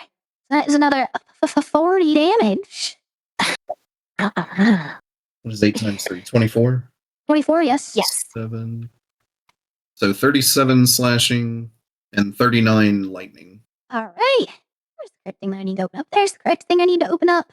Oh, 78. That's what I need to roll. I'm sorry, baby girl. So, the storm happens. You fly through it. You drive your sword straight into Xax'zar. Tempest, you bring your scythe down into him, digging it in as deep as you can without it becoming stuck, both of you. And through all of this, Twilight, you're the one that can actually really see what Pious is doing as he lifts a hand up, points a finger, and this black necrotic energy forms at his fingertip and then shoots directly into Xax'zar. And Tempest, Rath, the two of you are there, and you can kind of see as his body just kind of seems to age, wrinkle, and decay slightly underneath the two of you. He's still alive, but he is looking like he has been through the ringer at this point. Tempest, you still technically have another attack and a bonus action attack if you choose to take it. Am I near his head? Yeah, we can say you're near his head. Because I want to say something before I go for the final attacks. Okay, what do you say to Xax'zar? Anything that ties to the Kindhurst will fall. Do I hear her say that? Yes. Yes, you can hear her say that. In your head, you hear, not everything needs to die. He can still be useful. Oh, you definitely got her to freeze up for a moment, but she's not saying anything. Knock him out. Yeah, Scythe goes in the ground in anger before I do an unarmed. All right, roll your unarmed to hit. Punch him in the head. Punch him good. You have advantage, so it's still 3d20. Don't need to. You got natural 20 on the first one. Okay, Let's go! Yeah. roll the damage for it. Oh, just the standard and then add it after. Yeah, unarmed strike, and then I'll add the extra. All right, so that's an 11 plus 4 is another 15 damage. Okay, you do still have that free bonus action attack if you want to take it. Yeah, sure. Okay, roll with your Same roll? advantage. Yep, same roll. You have 3d20 for advantage. God damn it. There we go. So another hit. So roll the 1d4 Wait. plus 9 again. It's supposed to be a plus 13, not a 9. Yeah, but you hit. You're good. Got him! You just need another 1d4 plus 9. God, I can't type tonight. Holy shit. Another 11. Twilight, you Yes. have turned still as you just watch your comrades just lay into Xax'zar. He's still breathing. He's still alive. He doesn't necessarily look like he's on the verge of death, but he is fucked up. And you still have your turn. Well, And you no I'm longer still- need to slowly lower Baz'ziat. He is perfectly capable of keeping himself aloft at this point. He's like trying to fly, but he can't because he's just floating. Well, levitate's really funny because if you have anything that can allow propulsion and movement, you can move based on that. So, like, he could just sit there and float, or he could just fly, pretty much as normal, a little awkwardly, but he could actually still fly and move around. She's just gonna like say, "Hey, I'm down here," because she's at the bottom of him, like holding him up, and so she's like, "Hey, can you fly down, pick me up, and let's go shoot over to my friends?" He nods to you, and you have enough movement to move to him. Okay, let's do it. All right, it technically rolls over to them. Baz'ziat gets a turn before that save for Xax'zar. Baz'ziat shoots down to the ground now, moving at full speed, and tells you all to, and basically shouts move and just beats his wings, clearly attempting to use the force to push you out of the way. He wants you moved, probably to not hurt you with what he's about to do. Do you resist it? Me? No. No, Tempest and Rath. Yes. No, I don't resist. So I get the fuck out. Tempest, you said you don't resist either? Correct. All right. So he beats his wings and then he pushes the two of you off of Xax'zar, and kind of pushing himself back up slightly as you see him lift his head, and you hear what sounds like ice crackling and breaking, rising up in his throat as he tilts his head down, and you just see what looks like a powerful blizzard shoot from his mouth, encasing Xax'zar in a chunk of giant ice. Frozen and blind. Nice. Twilight's kind of having a panic attack at this point. After the Wrath, blast because of your ice. magical point. Because of that magical pact you made, though, you can feel it telling you that you told him you would save him from the frozen hell. Mhm. Not to say Yeah, it's so hurting you or after- anything at the moment. So after the blast of ice, I'll rush back over and hold my hand up to Baz'ziat, and telepathically, I'll say, "Enough, friend. This battle is won. Come down." He kind of grunts and then lowers himself the rest of the way to the ground. It would be. We are not in turmoil anymore. I didn't think would we be were. we kind of were. No. It would be foolish of us to try to kill one so ancient. I imagine you weren't always at each other's throats. Are out of game. Are you talking to the dragon or talking to us? To Baz'ziat. You are right. He is ancient. The loss of such a soul, one with so much power, wisdom, and knowledge, normally would be a considerable loss. But his sins run just as deep, just as long. They outpace the existence of Maluviette itself at this point. You are right. Once again, one time, we were, I believe, humans would call it lovers. Although a dragon's love is not the same as a human's. That was the first time he stabbed me. Surely sins can be forgiven with time and repentance. If we take this any further, we take that opportunity away. They could do much good for Maluviette just as they have wrought much evil. And he'll gesture. Is Baz'ziat still holding the torment chunk? Yes, he is still holding the hope chunk. Yeah, chunk, I'm sorry. What you hold in your hand is proof enough of that. I am not sure that I can grant him forgiveness. It is hard enough to not simply destroy him now. But you're right. When you first appeared, I told you to leave. I had no desire to get involved, to do anything. And, in all honesty, I had become hopeless. Especially since the last of the people I cared for, people of this village, had turned on me. Although that only reinforces my hatred of Xax'zar. Because it is obvious he is the one that turned them against me. And the one that brought these problems upon them. Nonetheless, you're right that is a sign that there is hope. You may be a young back. dragon, but your wisdom, surely, is greater than yours. Speak with the wisdom of the gods. It is not wholly my own, but I appreciate your kind words. While they corrupted and used the villagers for the purposes of creating more torment, that torment is still there every day, just as hope can still be there every day. It is our job to shine a light on the hope and to banish the torment. And he'll turn back towards Xax'zar, sorry. We have an opportunity now to shine a light, and he'll gesture to the ice covering him. Release them, that they may face their accusers properly. You see Baz'ziat take a deep breath, close his eyes, and as he exhales, you see the ice just start to melt away, leaving Xax'zar unconscious, bleeding out. Take out a tonic from my inventory and feed it into his mouth. Should we try to save him and cure wounds? That's what I'm doing. Well, let me Healing potion. assist. As you pour it in his mouth, you see his wounds close enough to no longer be potentially fatal. His body stabilizes as he awakens. And he shakes his head, looking at his conquerors. No fear, no hate, just silent acceptance at his loss. Baz'ziat, would you care to pass judgment? To tell them of their crimes? I do not think he needs a list. Xax'zar, you know the crimes you've committed. The sins that should weigh heavy upon you. Centuries, millennia, even further beyond that. But these humans have shown me that there is hope in the dark. I am willing to give you another chance. And to protect you from any judgment the villagers may have. There's a time when we had a true rival. One that did not involve destroying us. If you are willing to accept going back to that true rivalry, I'm willing to forgive you. You see Xax'zar turn his head to look directly at Baz'ziat, and you see tears begin to well up in his eyes. He still doesn't speak, but his feelings are easy to read, and he wants to have what he used to have with Baz'ziat, a silent acceptance of the olive branch. I'll send a telepathic message to Baz'ziat. When we first arrived, we had a package for you. I believe maybe you might want to extend something in kind. As you say this to Baz'ziat, he nods. You are right. Amongst all the things that happened in just the last couple of days since I met you, I owe you for that little bit of hope you gave me when you first wandered into my lair.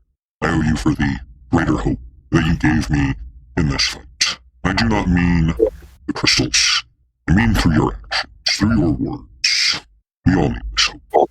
Xax'zar, I know why I was so angry at you for what you've done. To me and to others.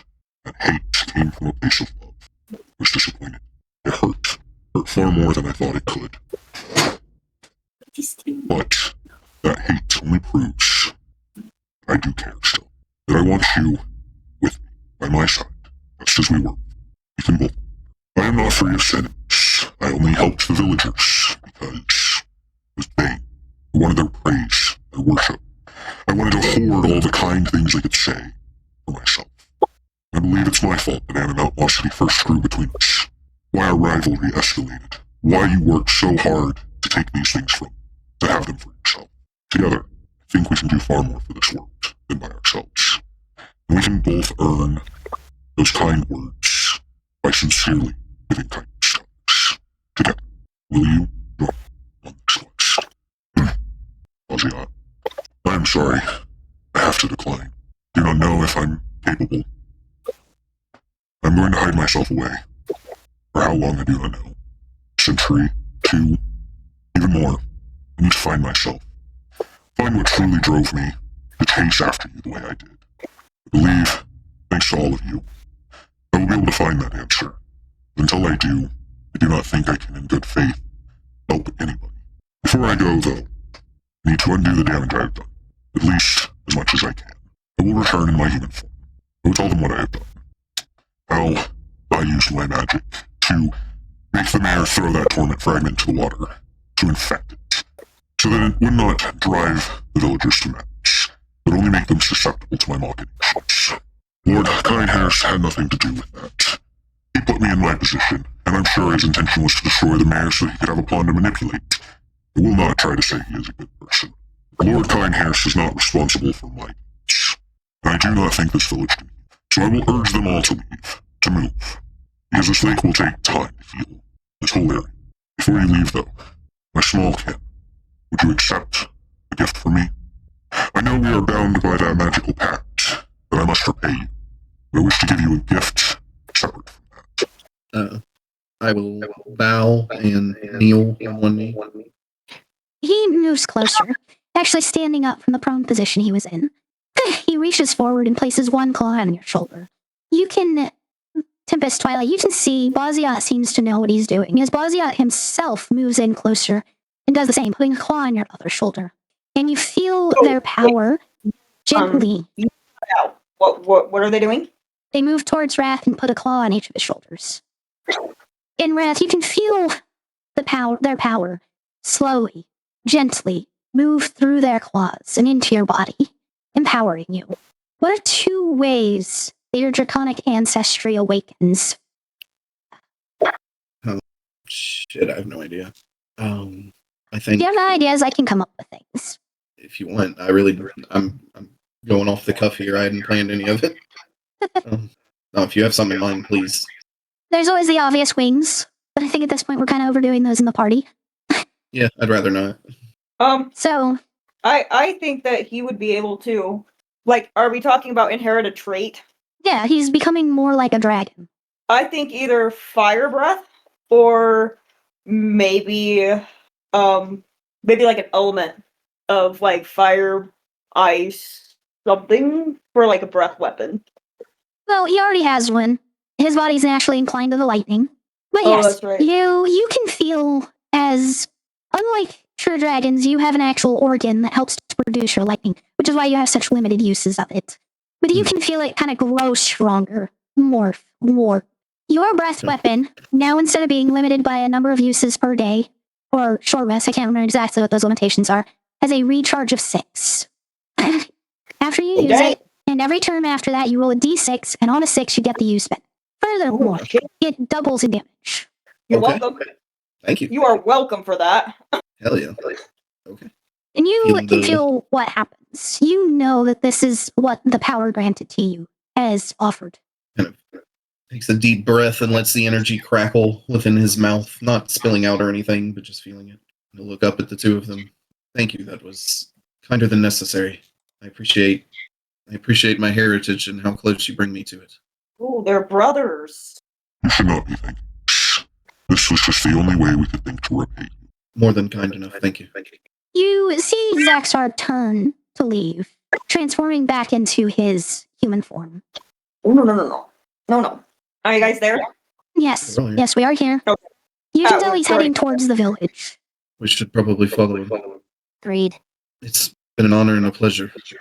We may have to pass back through your cave. I'm not sure as of yet how we're getting home. We'll let you know, though.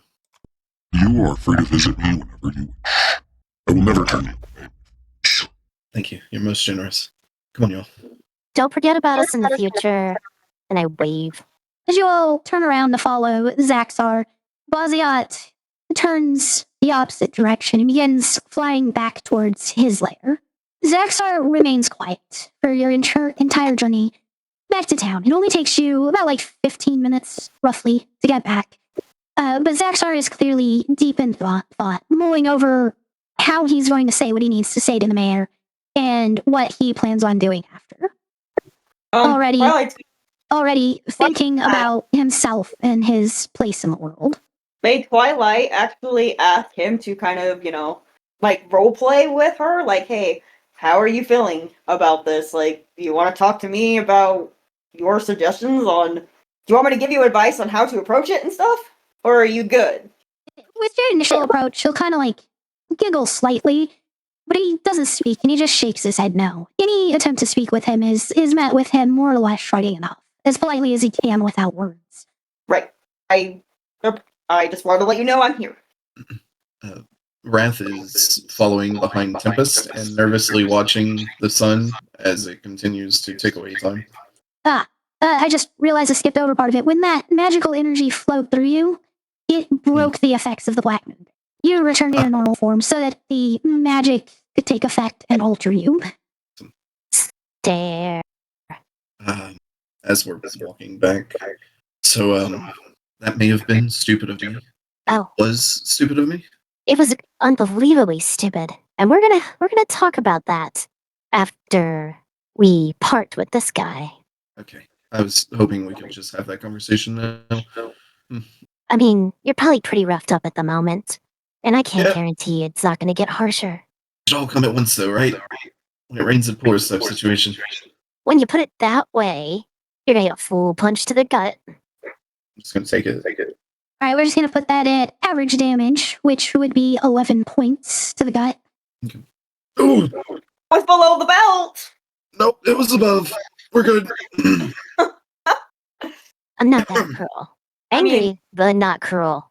And I appreciate that about you. Can I try this? Let me just show you how it's done. Do you want the next one, Twilight? No, I mean, you're just not doing it correctly. You miss. You're supposed to go below the belt. I am very, very appreciative of you. That's how she ends up. It's not mega It You know, was- I was gonna beat in the I was gut. gonna beat the shit out of you for that one, but I just can't do it. Look, I know it was stupid, but honestly, I was on the back of a Titan moving towards another Titan, and I didn't like my odds very much. And I kind of thought it did something else before I ate it. And I was really just hoping it was going to get me out of there, because as much as it didn't seem like it in the moment, I did want to see you again after it was done. You stepped out of it. That's what matters. Don't want to think too hard of what'll happen if you didn't. I don't want to think about it at all. In fact, and he'll pull out your necklace and lean towards you, asking if he can put it on you. Why don't you hold on to it for now? Who knows if you'll need another moment of clarity. Hopefully never again. And he'll put it on. Now Tempest smiles. Don't worry, Come I'll on. cook and clean everything for the next week. That's gonna be a lot considering some people in this group. You're not wrong. Stare. Let's get this over with so we can go back home. And rest, for God's sakes. For real, I'm gonna sleep for days. So, as you approach town, since you're following Xax'zar, he kind of skirts a bit north of the lake. He's trying to avoid actually coming into contact with people at the moment, until he gets to one of the rope ladder points. The guard throws it down right away because of who he is. You all climb up it, and he immediately heads towards the mayor's manor. You all are continuing to follow? We have to see this through. We can't trust it'll be clean. Yeah. You all follow him, and he does. He goes directly to meet with the mayor. Essentially, he lets the guards at the door know that it's an emergency situation. The entire town's in danger. And he and the rest of you need to speak with the mayor immediately. They let you through. He goes in. You see another maid, not the one that you've been interacting with this entire time. It's pretty safe to assume there's always been two. And then you just happen to be catching this one. And he immediately asks for where the mayor is at that moment, and you all are directed to his bedroom, to which you follow him up the stairs and over to the right side instead of the left where you had gone for the office previously. When he reaches the room, he knocks 3 times, pauses, and then knocks 2 more, and you hear the door unlock. He waits, though, until the mayor opens the door, and the mayor kind of gestures for all of you to come in. There aren't all that many seats. There's a bed, there's a chair, but there's not much in the way of seating. The mayor sits down on the bed, and Xax'zar remains standing, leaving the chair for one of you to take if you choose. I take it. Being against the wall. Yep, I'm with Tempest. She just pushes through everybody. It's mine. Is it one of those chairs that actually have wheels on them? No. Fuck. How awesome that would be. Does it spin? No. It's a regular chair. Okay. It's getting a little late. What are you all doing here? Did something happen? Yes. Three dragons became as one. Twice. Something very important as far as the investigation is concerned has come up. Look towards Xax'zar. I have not been completely honest with anybody. I will not show you my true form, just because of our confined space. But I am a dragon. A very ancient, powerful dragon. And I have been using my magic to manipulate you and everyone else in town. The entirety of this investigation and the problems are of my own. In the end, I used my magic to make you throw that crystal in the lake because I knew it would help me drive everyone to sorrow in this town. I wanted to put the village in danger. To make the problem undeniable to everybody. Help you cover it up at the beginning, help make your negativity regarding the situation worse, so when the floodgates did finally break through, the damage would be high enough that I could swoop in and save the day. Be a hero, earn your praise, your worship. To basically be received almost like a god. Unfortunately, the damage that's been done is not so easy to repair. The lake is likely infected for at least a few centuries at this point. We have to convince the town to leave, to move. There are a couple of other towns along the Highroad that perhaps they could move to, but I feel, with no discernible evidence as to why, the Highroad itself is in danger. So I believe it would be in our best interest to head to Pallet, and then head into the Amortuous Castellan proper to find new homes. I will do everything to help the town move safely if they are willing to trust me after I have done so much to hurt all of you. But that is for all of you to decide. I will not hide it from the townsfolk. I will not try to tell you what needs to be done or what must be done. That is your decision to make. I do not have the right to ask for forgiveness nor kindness. All that I ask is that you let me do what I can to help all of you, whatever you are willing. As a note, I believe I speak for my group when I say that we believe you should follow him. The damage wrought here, as destructive as it was not wholly their fault. There is a corruption spreading, and we are in agreement that staying here will not change the fate of your town, but prolong it. That wasn't what I was hoping to hear at the end of all of this, but if it's the only way to protect everyone, then that is what we will do. I think my time as an elected official is at its end. Since the town is disbanding, though, I think it would be acceptable if I just put you in charge, Xax'zar. You have the power, the way with words, to be able to lead us to somewhere better, somewhere safer at least. You're right, you probably don't deserve forgiveness, but you've taken a step in the right direction. And if I stop you from trying to be a better person, then you won't become one. Out of game, I have a question. Does the town folk... Sorry, I'm stretching. Does the town folk actually, trust the mayor?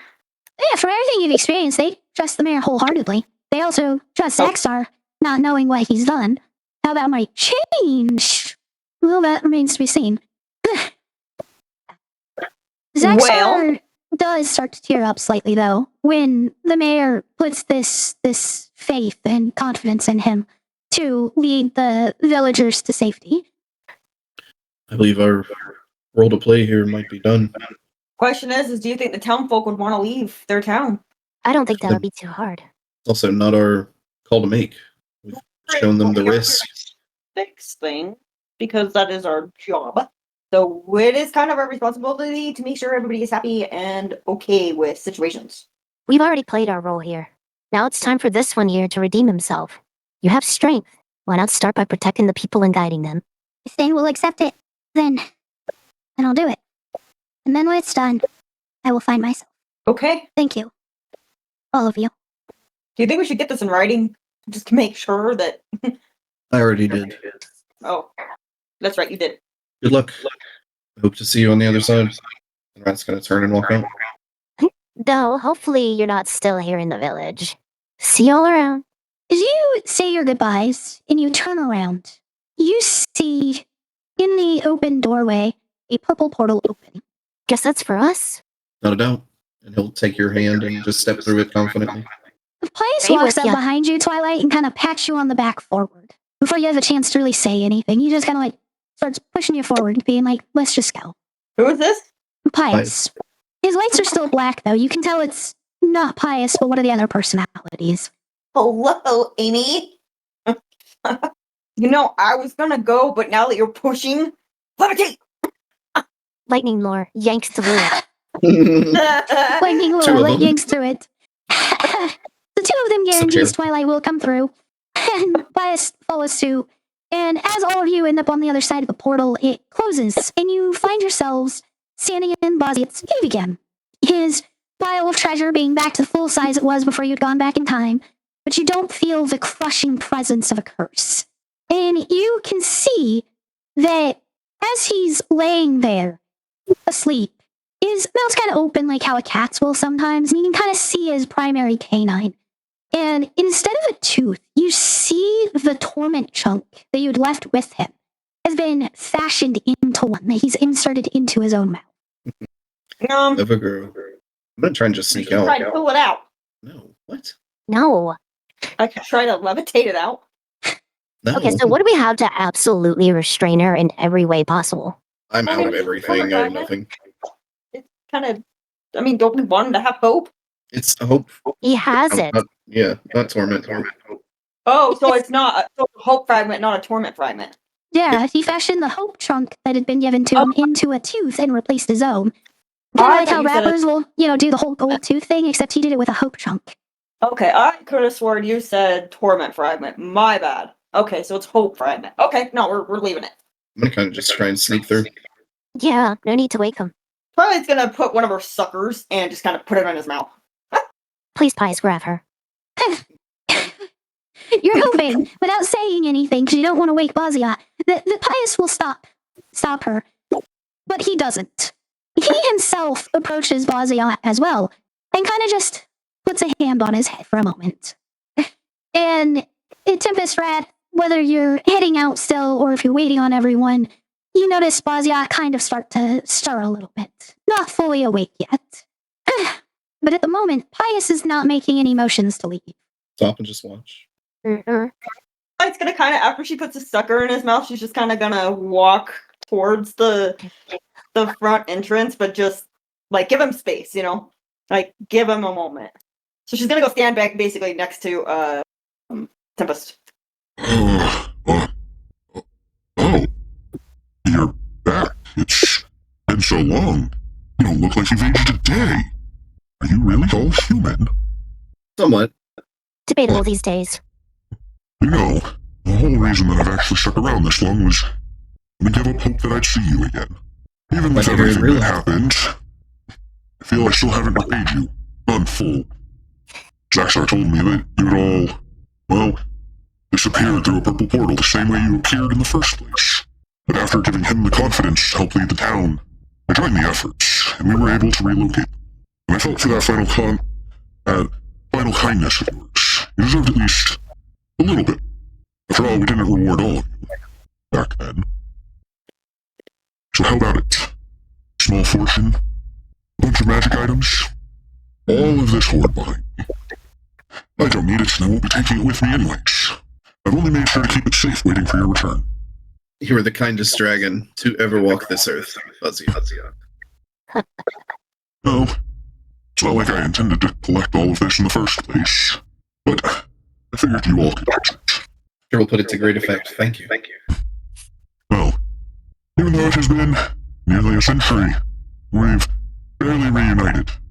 I think it's about time I go meet up with Xax'zar, see if he's finally found himself. I must bid you adieu already. I kind of pull on that string. Is that connection still there? The connection with Xax'zar? Yep. Yes, it is still there. Can I tell where they are? They are still in the Maluviette Mountains, but they are quite a distance away from the Highroad itself. It seems they have moved away from the Highroad, and I'll give as best a description as I can. In the Maluviette Mountains still. Shouldn't take you too long to find them. Good luck. He nods and begins heading out down the tunnel past all of you, leaving this pile of loot behind. Oh boy. Twilight, why aren't you jumping in it yet? What? We just got a horde. Go jump in the damn coins. Scrooge Full McDuck this speed, shit. please. Is this a Fine. trap? If you won't, I will. I start Okay. running and I jump in the horde. Start making gold angels. Oh yeah, definitely. It's mine. It's mine. Tempest just laughs at you. Yeah. So, amongst the items, you all notice pretty quickly a few things that just, they call out to you like they were meant for you. And I am working on typing this all up, and we will have a moment to divvy out all of the stuff that doesn't call out to you. But, Rath, Yep. amongst the pile, you find close together a ninjato and a kamishimo, which is kind of a sort of formal wear that samurai used to wear. Okay. Tempest, you find the blade of U.S.A. that seems to embody the concept of both hot and cold. It seems to hold some sway over temperature. And wrapped around the larger part of the blade, very loosely, is a cloak emblazoned with the image of a scythe reaping a soul. Twilight, Ooh. What do I get? you find what appears to be a crossbow fashioned from several yew branches. You can feel that this once belonged to a powerful druid of some kind. And you find a coat that radiates with the energy of outsiders, of angels and demons. I don't remember what this particular item looks like.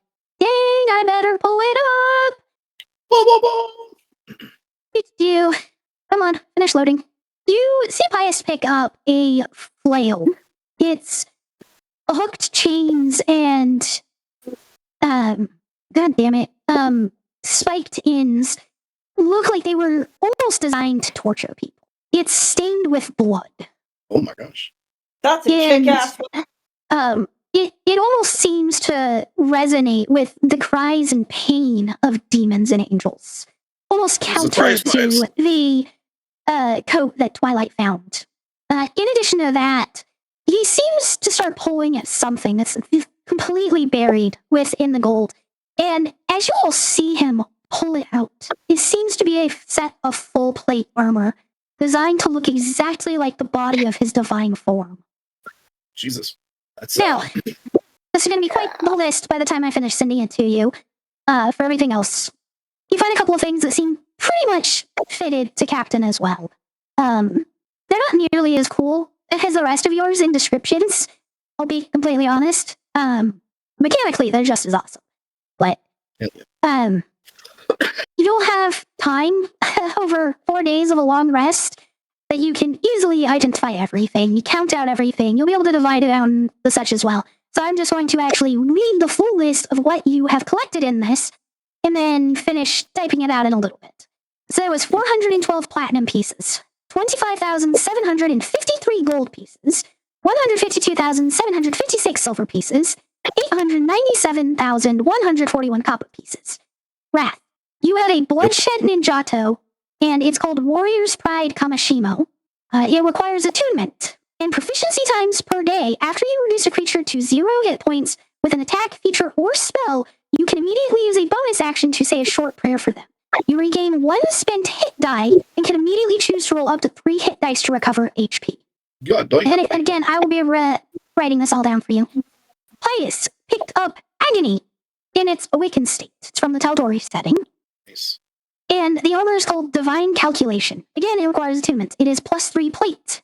And when he makes the first attack on his turn, he can choose to turn up to 3 points of the armor's AC bonus into a bonus on the attack and damage rolls he has until his next turn. The reverse of a defender short sword, a defender weapon. Yeah. Hell yeah. Tempest. Both of your items are homebrew. The scythe blade is called a thermal scythe blade. Once affixed to a scythe properly, it will just be a thermal scythe. You can use a bonus action to switch the damage type between slashing, fire, or cold. All damage you deal with that weapon is of the type chosen. This would include if you somehow got sneak attack damage, that damage would be turned into the chosen type. And it deals an additional 4d6 damage. If fire or cold is chosen for the damage type, it illuminates 10 feet of bright light and then an additional 10 feet of dim light. And as an action, you can extinguish or light any fire source within 30 feet of it. The other item you got is called Reaper's Cloak. Once per day. When you reduce a creature to 0 hit points with an attack, feature, or spell, you can take another action this turn. But it must be used to dash and move towards another creature or to attack. You Is that what I- also... No, Tempest. You also have advantage on all attack rolls until the start of your next turn, even if you would normally have disadvantage. All Wow, that that's a happens only if you reduce a creature to 0 hit points and use its once per day bonus. Hell yeah. I Twilight. definitely have to go over this again later. Oh yeah, What? like I said, Yes? I'm going to type it all out. I'm going to give you all the information you need right now and just Because you're going cutting a through the lot. whole list. Well, right now, I'm just trying to read out the list. As I said, I'm going to type it all out. You're going to get it all. I'm just trying to read the list right now. Twilight. The crossbow Yes. you picked up is called Fenthris. I hope I'm pronouncing that correctly. It is also from the Tal'Dorei setting, and it is in its awakened state. The coat you got is called Coat of the Outsider. Once per day, you can transform into a fiend or celestial type creature as if by wild shape. So following all your normal rules for wild shape. Just you can choose fiend or celestial once per day. You can also choose to expend 2 uses of your wild shape to do the same thing. So does that mean like I can change into like a fucking pterodactyl? A You can already fiend do or that. celestial, as in a demon demon or an angel. Yeah. It So does zombie, require they- attunement, though. A zombie? That's totally different. That's undead. Oh. Currently, your wild shape lets you turn into animals. This coat allows you to turn into demons or angels. Oh. Captain got a luck blade hand axe with 3 charges, which essentially gives him some wish spells. And the other piece he got is called the Huntmaster's Vest. It requires attunement, as does basically all of these homebrew items. And once per week, he can declare 1 creature type. And for that week, he has advantage to track, perceive, find information on, recall information about, and on attack rolls against the declared creature type, essentially giving his Hate of the Penguins the most unreasonable of bonuses. Yeah. Gosh. Now, the rest of the loot beyond this was based on how well you performed in the past, or how many individuals you brought hope to. You were able to perform actions that caused hope within 22 living creatures. The 2 dragons is why I say creatures, because they were not all human, which gets you all but the highest tier. The highest tier required 31 or more. The first pile of extra loot is an Acheron short sword, an adamantine chain shirt, an adamantine mace, an amulet of health, a headband of intellect, half plate of cold resistance, an astral shard, a bracelet with 5 beads of force, boots of elvenkind, and a cloak of elvenkind. The second tier of awards you got from this was a cloak of arachnida, a genie lamp, which has a Jan in it, homebrew genie that essentially is all elements instead of individual elements.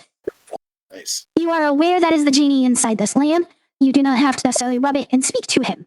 There is a skill hearing of stealth, which provides a +8 bonus to stealth while attuned to it. May I have the genie lamp? We are not dividing out, I'm still reading. Oh, okay. Continuing with the second tier, there is a 9 life stealer in the loot pile. A polymorph short sword, which allows you to, I don't remember like full details of how often, like DC and such, but basically it allows you to turn an enemy you hit into another creature. It lets you cast polymorph on them, basically, when you hit them. Nice. There are 5 elixirs in the pile. An elixir recovers 25% of your max hit points and 10% of your spell slots.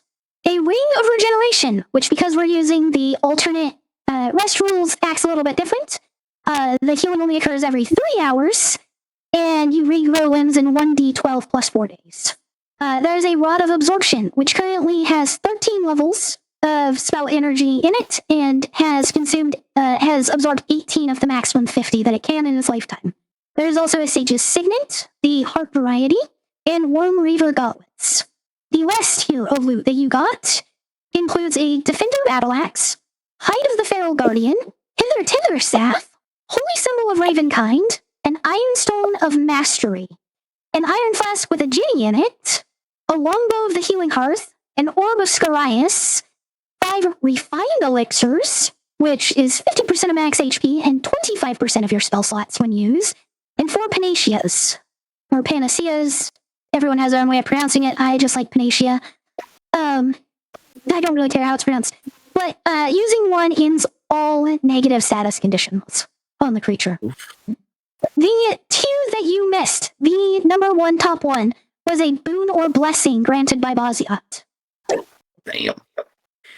So That is pile of loot. was that actually tied to the Loch Ness Monster? No, the Loch Ness Monster was a symptom of the problem. The Torment Fragment turned Torment Chunk was mutating it, turning it from basically a dinosaur that somehow has lived past the extinction of dinosaurs into what we all know as the Loch Ness Monster, of which you left alone in the past, so he is still himself here in the present.